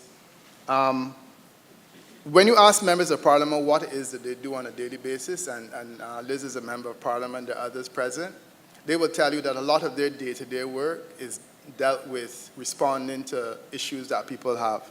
So I have an issue in terms of the house fire, house spot.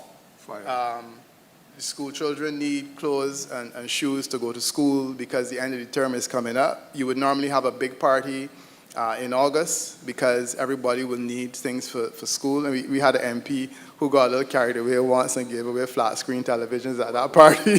But not necessarily suggested that we should go in that direction. But I'm basically saying that, parliamentarians go to Parliament and they make speeches and they debate and whatnot. But the actual work that they do in the constituency, which people need, is not supported in Parliament in the ways that it always should. It's bad enough when you are a member of Parliament and you're a minister. But when you're not a minister, it becomes even worse. You've made a significant step in that direction by not only having constituency assistants, but now having liaison officers. And as controversial as it has been, I think it's a brilliant idea. Because anything that you can do to help parliamentarians do the work that they do. And the reality is going to funerals and that type of thing is a lot of the work that parliamentarians do. So why should it not be supported by Parliament? My idea is that we need to add to that. We need to add to that by way of enhancing the financial grants to parliamentarians that would allow them to manage small projects in the context of a constituency that would require not only finance, but a staff to account and to manage projects and so on. We have a good example of Jamaica, where the constituencies have evolved to the point now where most of the MPs now have like a project management staff, and they can manage small projects at the level of the constituency. And I think this is a brilliant idea, allowing MPs to do the work that the vast majority of people want them to do. and not just being in ministries and then having to rely on their own resources to do a lot of the legwork at the level of the constituency. So I'm hoping that Parliament can look at that, that the reform can look at that and create those kinds of facilities that would allow create the kinds of facilities that would allow them to be able to do this work. The other aspect of the presentation speaks to privileges of current and ex-MPs. In terms of current MPs, I think that the concerns regarding the current MPs and the privileges and benefits are relatively few. I spoke about the issue of them having staff at the level of the constituency. I don't believe that the current arrangement that sees a parliamentarian as a well-paid public servant, at the highest level, which is the way that Sir Lloyd always told us in school, that a parliamentarian is the highest level of public servant. So as a result, their salaries should be tied to what public servants are done. I feel that we have gone beyond that, and I think that there ought to be a mechanism that independently reviews and determines on the basis of some kind of a committee system what parliamentarians should be paid and what increases should be given. And actually, while we're at it, we may very well need to start looking at similar advice being given to other sections of the public service, but that's a matter for a different place. So maybe an independent committee or commission of some sort that is responsible for setting the terms and conditions of Parliament is something that could be thought about. And that, to me, is one of the individual benefits that I think need to be looked at. But my greater concern is with respect to ex-members of Parliament.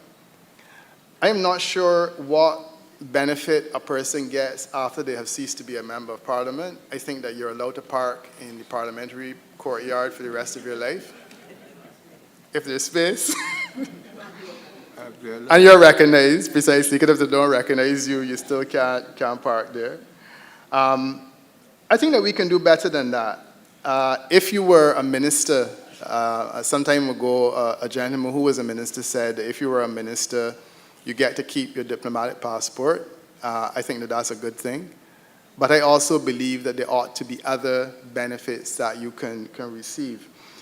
What I do hope is that this committee can make clear recommendations to articulate these things and not just be at a whim and fancy of someone saying, we think this ought to be done or we think that ought to be done. But I think it needs to be clearly stated that there are certain privileges and benefits that a person will retain after they cease to be a member of Parliament. As far as the Prime Minister is concerned, and I think that this is something that requires urgent attention, this too is left to the whims and fancies of individuals who are in or out of office. Mercifully, Sir Lloyd was treated very well up to his final days, but I do not think it should have been up to Prime Minister Motley to be kind to Sir Lloyd. I think that we need to have some kind of an institutional structure that says that a person who serves as Prime Minister, once that person ceases to be serving as Prime Minister, they can have certain benefits that are enshrined. I believe a person, once they become Prime Minister, should carry the title for the rest of their life and should be referred to as Prime Minister, regardless of whether that person is in office or out. And I know that that's Americanism, but I think it is the least that we can do because it is a benefit that you can give to the person even if that individual is no longer in office. I think a former Prime Minister needs to have a small staff, certainly somebody that provides security, secretarial support, or in the case of someone like Sir Lloyd, nursing support. And not just because a Prime Minister thinks it's a good thing to do, but because it's something that is a relatively standard. There ought to be official transportation given to a former Prime Minister. And I think that there also ought to be a situation, I mean, it's not particularly helpful now in the sense that we only have one former Prime Minister. But were we in a situation where we had 2 or 3, it would be useful if they could continue to play some kind of a role in the standing committee system of Parliament or something of that nature to ensure that you continue to benefit from that person's participation in perpetuity. To me, these things are small and they're not expensive, but I think it's the least that we can do to ensure that once persons go into Parliament and certainly become Prime Minister, that they come out being benefited in that way.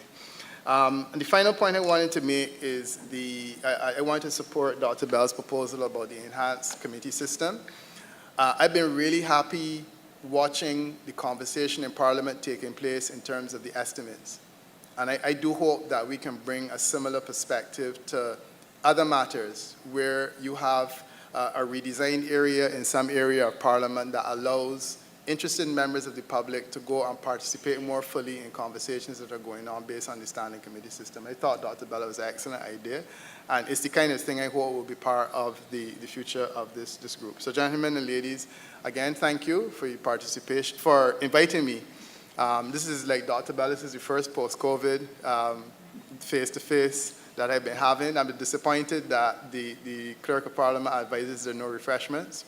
But that's something to think about next time that you have it. But thanks a lot. Appreciated it. Thank you very much, Peter. Over the next 2 months, I'm sure that these questions and other questions like them are going to be formulated by you and presented to the Commission. We have taken some time in hearing the presentations, but we believe that there must be some burning issues that we would still want, you might still want to put on the table for us. Remember that we are finding what you want, so we're not going to be able to give answers to any specific questions on the future, but we would like to hear any thoughts that are pressing on your mind, and so I open the floor for any such comments. Good evening, sir and gentlemen. My name is Edwin O'Neill. It is fashionable now to talk about disrupting and reconstructing. And I want to suggest that Parliament, the Barbadian Parliament, is now ripe for some deconstructing. I'm prepared to write more fully on what I say now, because I recognize that in this environment, time is a constraint.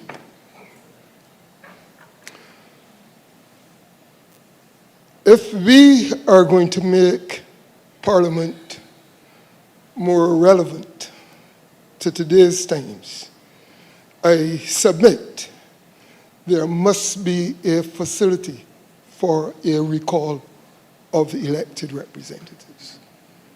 The mechanics as to how we implement a recall system is not difficult to work out. In the global village, where we are now bombarded by political systems from all over the world, I think we also got to look at what is to be the role of the Senate. Is it going to continue to be a mirror of the House of Lords? Or is it going to move more towards the American system of a super representative being elected?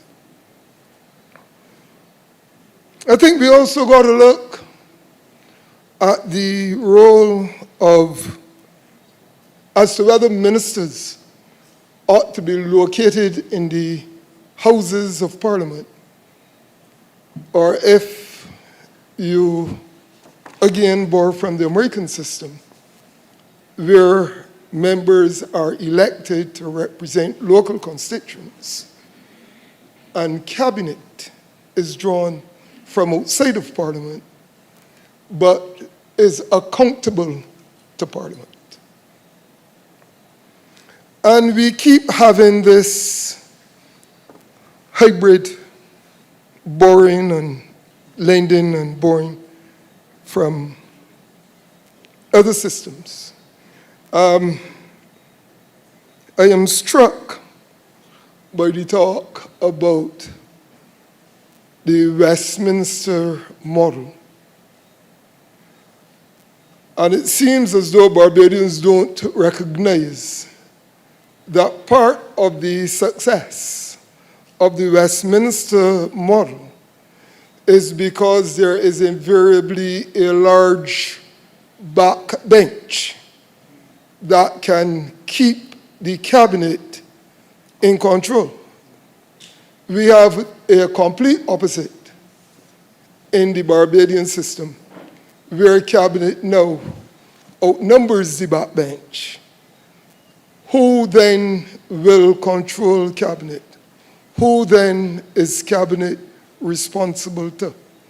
In fact, some literatures describe our situation as the dictatorship of the cabinet. I have yet another peeve. And again, as you hear submissions, I would wish that you direct your attention in reforming Parliament to what is the role of labor in civil society. I read the Constitution, and I see several interests are recognized or qualify for a position in the Senate. So for the first time in 50 years, there's no labor representative in the Senate. And I submit that modern democracy in Barbados began with the labor movement. And it amounts to a semblance of ingratitude that a parliament, a Senate continues without a representative of labor in the Senate. Whatever is the role of the Senate in Barbados, whether it is a review body or not, who will speak for labor in the Senate? And I like the suggestion by my comrade Peter about anybody who feels strongly enough needs to hitch the wagon to a party for election in the lower house. But if the Senate is to have the prestige and the distinction that currently exists in this country, and there is no representative of labor in that august chamber, then I submit that the prestige is significantly and severely diminished. I recognize from all the looks around that there are others that are chomping at the bit. So I will pause now and hope I'll get the opportunity to write more fully on my submissions and suggestions about reforming the parliamentary system in Barbados. I'm much obliged. Thank you.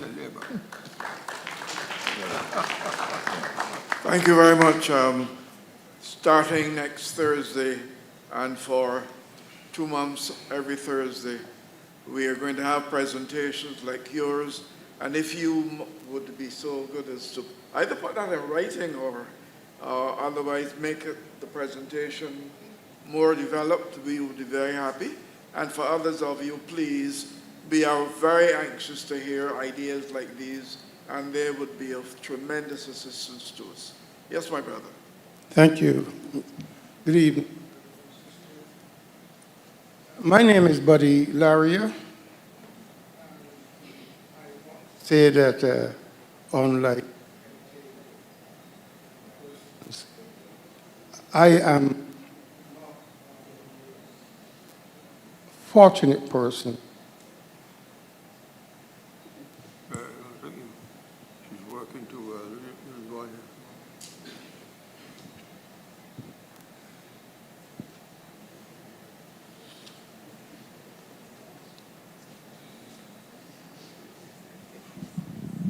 I repeat, my name is Buddy Laria, and I'm just like George Bell, Dr. George Bell and Peter Wickham. This is one of my first times since COVID of speaking to the audience such as this. And this is what I have to say. I don't know if it's fortunate or unfortunate, but I did not go to a secondary school, whether foundation or otherwise.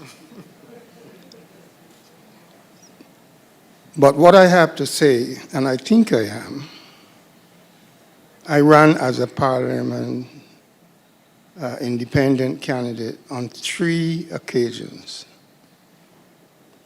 1994, 2018, and 2022, and did not vote for myself. So I had no intention to becoming a parliamentarian. But I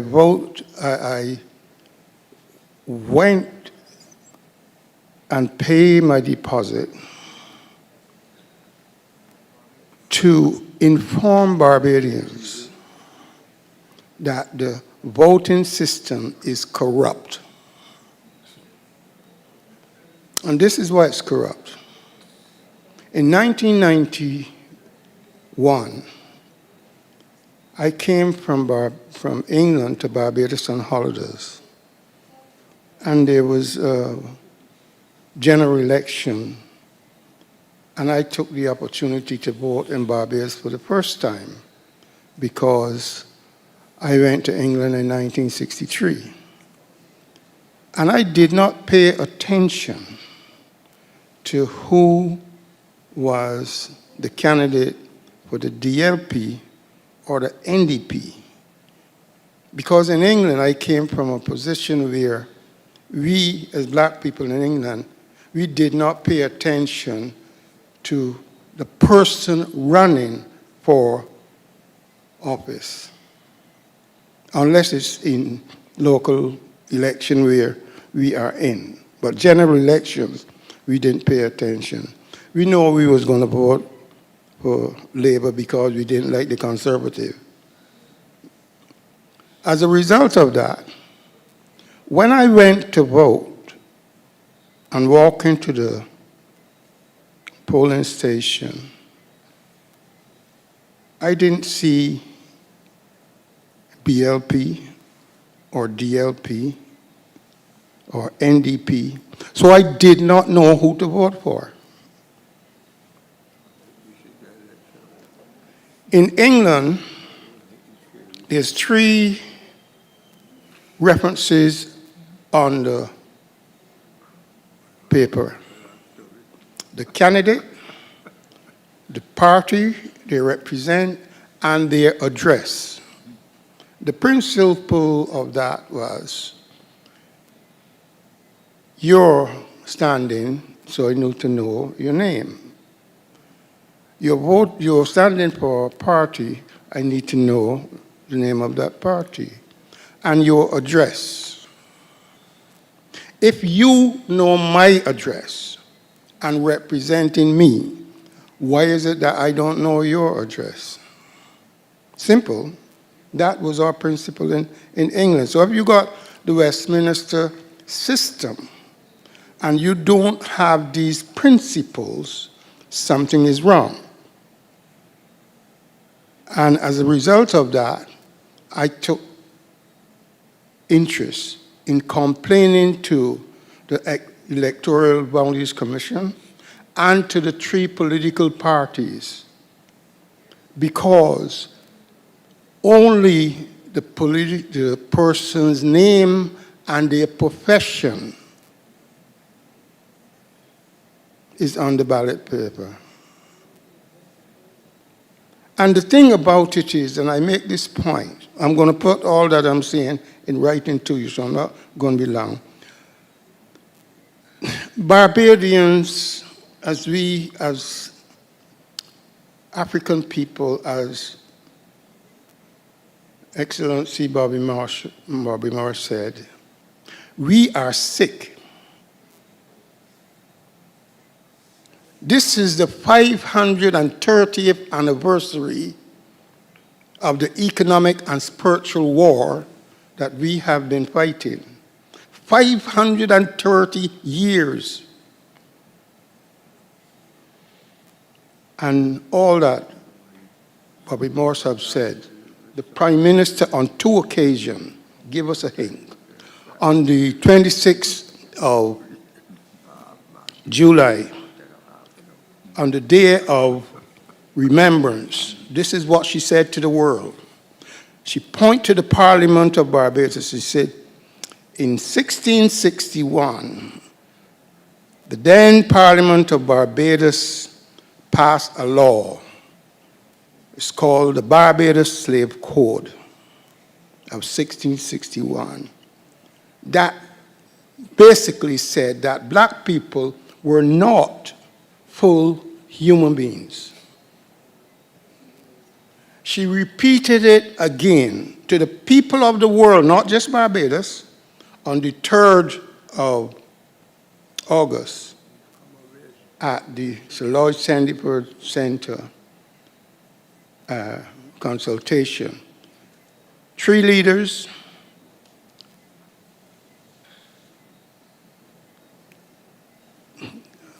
three leaders, 3 principles, 1 conversation.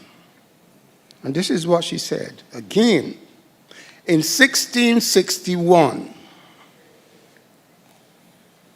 the Barbados Parliament passed a law to say that we, black people, were not full human beings. And it was the 13 colonies of America that became the United States of America that picked it up and basically said that black people were only 3/5 human beings. And as a result of that, all the countries in the world treated us as less than human beings. I end with this. What I would like you to do, because it's personal to me now, classism and racism in Barbados is as if it did not stop from slavery, emancipation. That's why there's a new revolution in the emancipation program. I was treated with disdain, they call it, where I was victimized in Barbados between 1998 and 2001, being paid as a messenger while doing the work as a project officer, because there was no one in Barbados that as skillful as I am. And this is why I end with this. My brother, I think you're going a little personal now. Oh. And if you want to, we might be able to have you make a presentation either this coming Thursday or any further one. But we are going to be able to hear your discussion. And if you have that as a problem as a worker, the Barbados Workers Union is still taking members. Are there any other? No, but my but chair, but I said, personal, yeah. I am retired. I'm 80 years old. I am not looking for a job. Oh, well, all right, that's all I'm right. trying to give Barbados the benefit of my experience. Thank you very much. Okay, thank you. Thank you very much indeed. But the personal part, yes, there may be questions of a personal nature, but if they relate to the issues that we have and anybody wants to challenge, comment, or otherwise assist us, we would be very happy to hear from you. Yes, sir. Yeah, hi, good evening. My name is Lalu Hanneman. Protocol having been established, I will just go straight into this. I heard a number of panelists expressing their support for the first past the post system. And in fact, Dr. Bell was saying that without the first past the post system, we could end up with some nutter becoming prime minister. I would like to just remind Dr. Bell that both England and America, in effect, have first-past-the-post systems, and we can get more nutters than Donald Trump and Boris Johnson. I agree. Right? And it was the first-past-the-post system that put them there. Donald Trump got 2.5 million less votes than Hillary Clinton, despite all the foolishness he says currently. And yet he is, or was, the president of America. Under proportional representation system, that would not be the case. Margaret Thatcher, milk snatcher as she was known as, she only got 43% of the cast vote, and she always got a 100-seat majority. Right here in Barbados, we have a situation, and I'm not representing any political party in Barbados, I'm just being objective. The DLP got a quarter of the votes in both of the last elections. Logically, and if it was a democracy, they should get a quarter of the seats. They should have had 8 seats, 7 or 8 seats in both parliaments, this parliament and the preceding parliament. But the first-past-the-post system has given us, in effect, with all due respect to the present government, an elected dictatorship.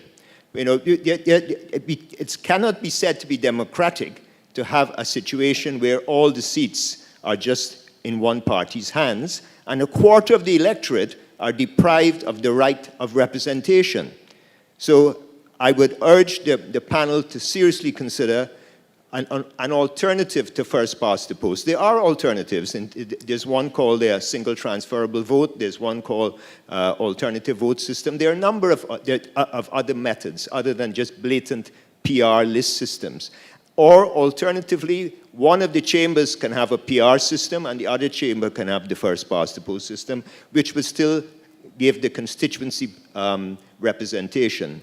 By way of ending, I would just like to say, as Dr. Martin Luther King said, you know, the end we seek is pre-existent in the means we use. And I think, unfortunately, the head table as it stands is leaving out half of the people of Barbados. There's no female representation. And you know, it's important, if we're talking about democracy, that democracy is practiced at all levels. So it's essential that the panel is composed of at least 2 women, I would have said. Thank you very much. Thank you very much, sir. Is there another comment? Hi, good night. My name is Pierre Cook Jr. Sorry. Yeah, good, yes. Is that good? Perfect. My name is Pierre Cook Jr. First, I do want to say thank you for the presentations tonight. As a young person in Barbados, it's rich to have this type of discussion and be a part of this process, even at this time. So many of the presenters or panelists tonight respectfully spoke to the matter of youth and how youth could be included or be a part of the system. And I wanted to come tonight to say that within this conversation about parliamentary reform, and even the conversation around constitutional reform, I think it's important for there to be dedicated space for young persons to be a part of the process or to be integrated in the system. One area I think where there's room for growth or room for this engagement is through our Barbados National Youth Parliament. It's been an organization that's been active for the last, I'd say, 10 or so years. And we have produced, I think, brilliant members. I'm one of the past members of the Youth Parliament. And there was a time when we were situated and under the guidance and governance of Parliament. And I think that is something that would be useful as well for us to go back to so that we have a dedicated group of young persons who are interested in the parliamentary system, interested in getting involved in Senate, interested in getting involved in elected governance, but who may not necessarily want to be aligned to a political party. That was a great space for that type of development, training, understanding, and if it is that we're committed to building a mature political system, and if it is that we want to continue to see mature persons within our representative governance, I think it's important that in looking at the reform of our current parliamentary structure, that we try to think of where we can find dedicated space for young persons. Now, I did listen to Mr. Wickham mentioning, the difficulties that might come with saying, well, we need a youth representative, and we just need to find one to fill this spot. But I'm wondering if there's scope for a young person to be involved, whether it is in Senate, in a dedicated way as part of that represented group, which is currently included in the Constitution, which must, or rather should be represented on the appointment by the president. So again, just for some type of dedicated engagement or involvement of young persons within this process. Yeah.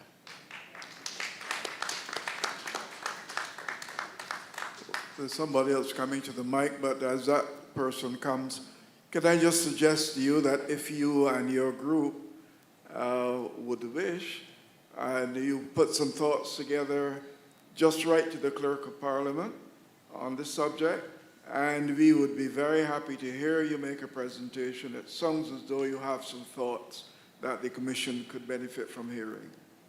Yes, sir. Good night. I'm a Christian. I need a good government. I don't see nothing wrong with it. Good, we can hear you now. I don't see nothing wrong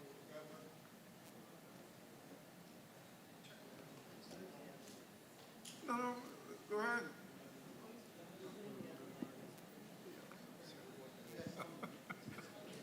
You said nothing wrong with your mama.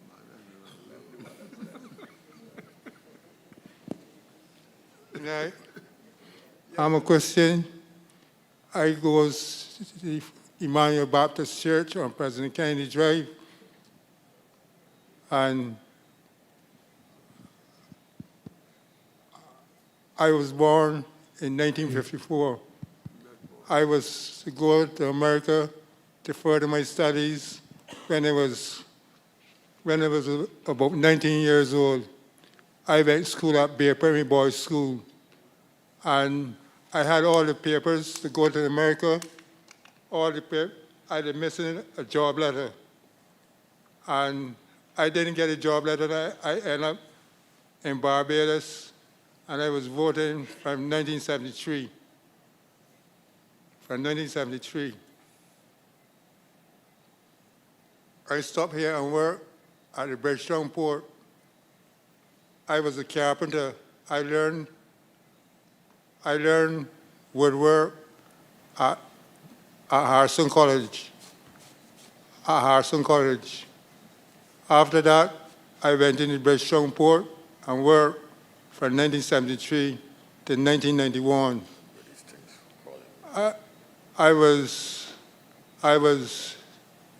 In 1991, I asked to get rehired, and I didn't get rehired. I stopped. I went and built houses with NCC. I work in urban, and now I retire. I'm 69 years old.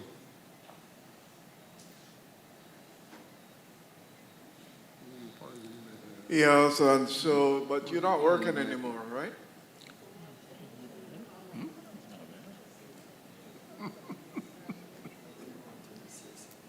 I would like to work. Well, yeah, well, you were telling us that you are 69 years old, and you are at the meeting with us. Is there something else you want to tell us?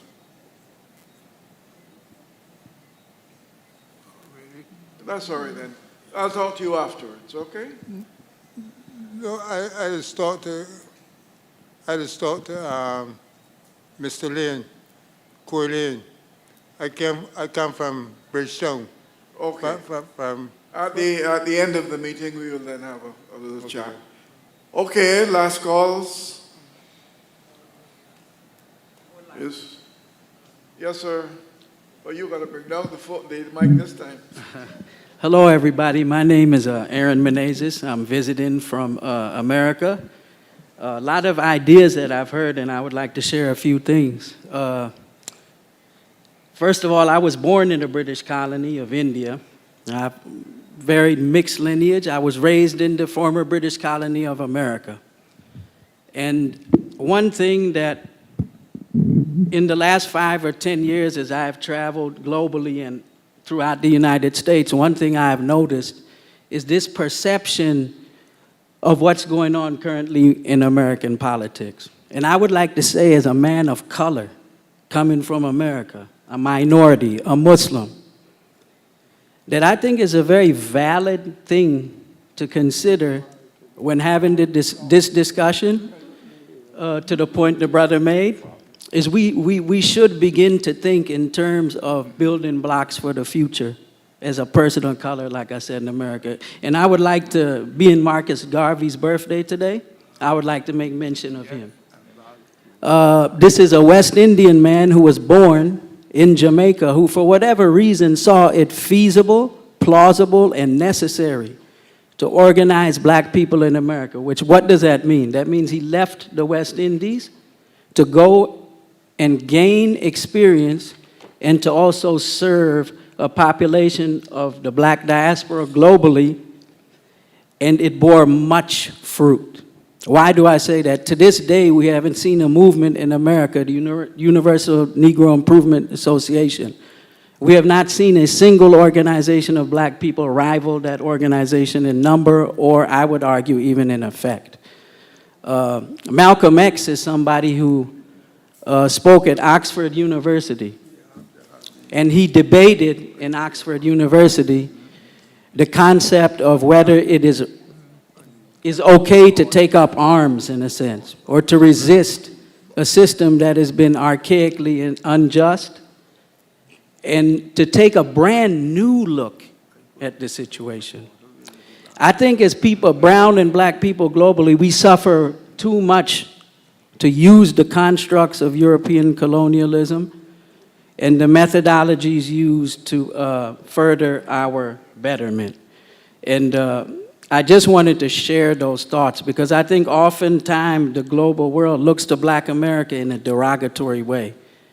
But in contrast, I would urge every person who is oppressed in the world to look at the movement, the organization of brothers like Malcolm X, like Marcus Garvey, who both Harlem, where the renaissance of black people in America happened, culturally, politically, musically. And this is where two of these people made their home in organizing people. They didn't use the system or run for office. They used the street corner. When I was 20 years old, I went to Washington, D.C.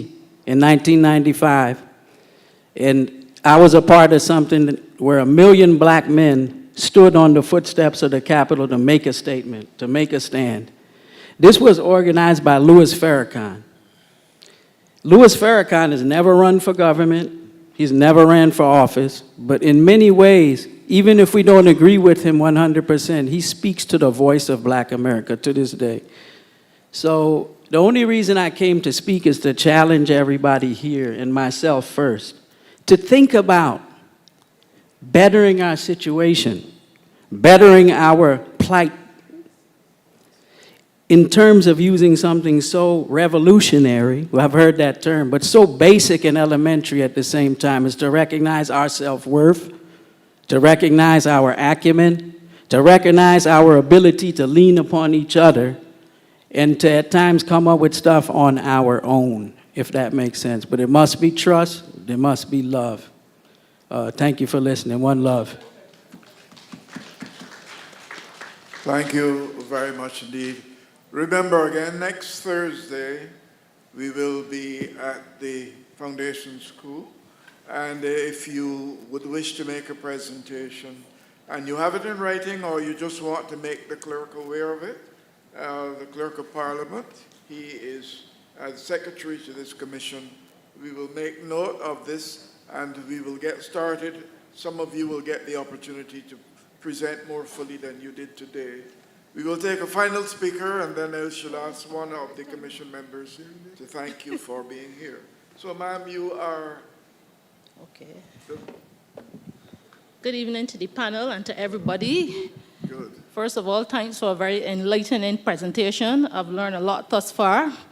My name is Ms. Renette Demont, and I ran in the last general election under the Democratic Labour Party. And my question really is to Peter Wickham. And you talk about the Administration of Parliament Act and how that allows Parliament to give money to political parties. But we all know that the Democratic Labour Party did not win a single seat. Now, to run in an election is expensive. To run a political party is expensive, and to continue to do so in the public eye. And I want to know tonight, what do you propose in terms of facilitating a political party even when they have not won a single seat in Parliament?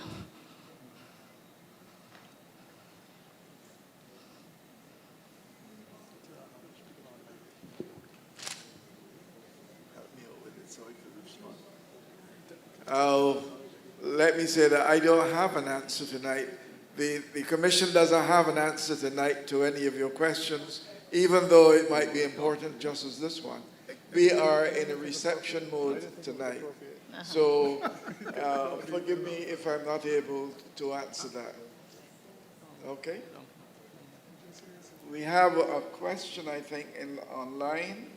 Okay, thank you very much. But you This wanted- question really was to Peter Wickham But you to understand shed some light on that area. Respond to that. Okay, can you?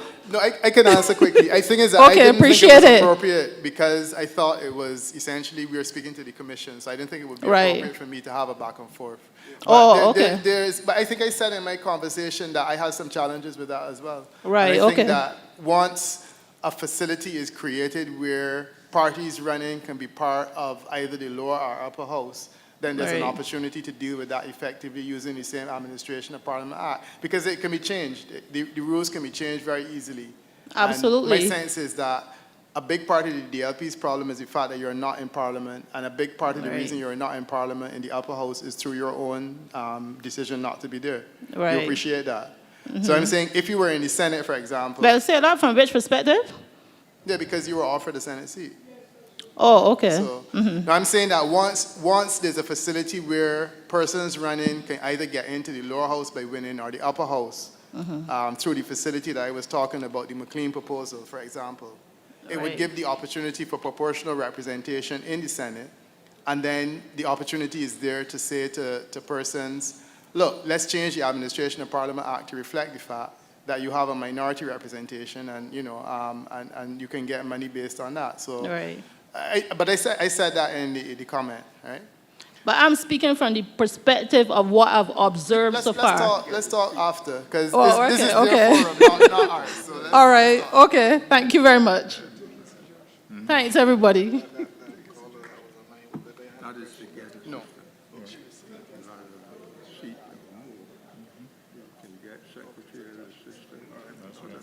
Yeah, in a minute we will have a vote of thanks by one of the commission members, Maxine McLean. But before I do so, I just want to recognize that our presentation was carried on various parts of multimedia, and we would want to thank all of those people who participated in whatever form that they did in the exercise. Thank you very much. And bear in mind that we are going to be at this again Thursday of next week, that is Thursday the 24th. Foundation School, we hope that we will see more of you there. And if you have presentations and you want to put something in writing, you don't have to write it out fully, but some notes to guide you, and let that help you to make sure you get across some of your views, including the candidate who wants to make a presentation. You can put that in writing, and you may get other people supporting you. But we are ready to hear you. Now, our sister Maxine McLean, I am offering her the floor, and she will just let you see that we do have females on the commission, if you didn't see them. And here's one.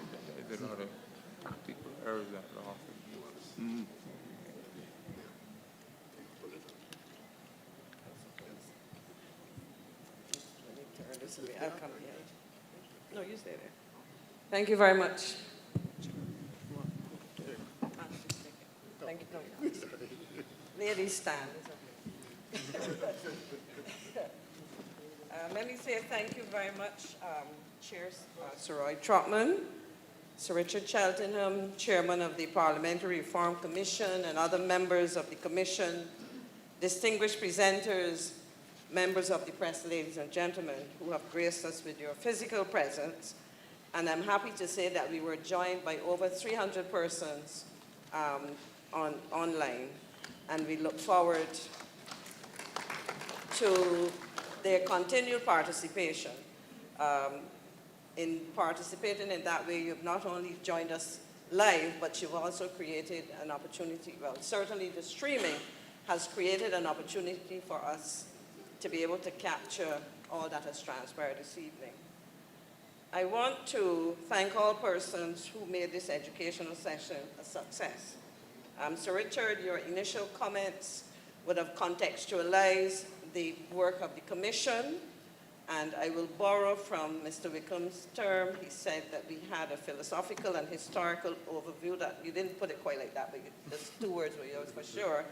But the philosophical and historical overview traced the evolution of our parliamentary system. Let me shut this. That would have traced our evolutionary, the evolution of our parliamentary system. And our third speaker, Mr. Wickham, would have given us some practical suggestions as to areas to focus on in terms of any effort to examine the parliamentary process for the purpose of reform. I want also to thank the company. I just remembered and I forgot again. Oversight. I was going to say omnipresent, but that wasn't it. Oversight. Well, that may be a good name. Oversight. And particularly Ms. Leons for signing for us. I think it's important that we be as inclusive as possible. And of course, to the members of the audience, I'm not going to detain you by trying to capture the essential elements, but I also want very much to thank the chairman of the proceedings this evening, Sir Roy, and to the members, the executive and members of the Barbados Workers Union for providing the facilities for this evening's session, as well as facilitating us by assisting with the logistical arrangement. To my colleague members of the Commission, I think that your presence here and your continued support of the effort, and I can tell you that it's a hard-working committee, and I will not single out anyone, but I think it's a good mix of age and youth and experience. But I think we have taken on the challenge, and we believe that this evening's session will add very much to our ability to undertake the mandate that we've been given. So again, thanks to the persons who have agreed to attend, both physically and virtually, and to all who have made this a success. And I look forward to sharing with you and others as you contribute to what is expected to be a very important task that we've taken on as a commission. Thank you very much, and travel safely to your respective homes. Thank you. Thank you. Well, you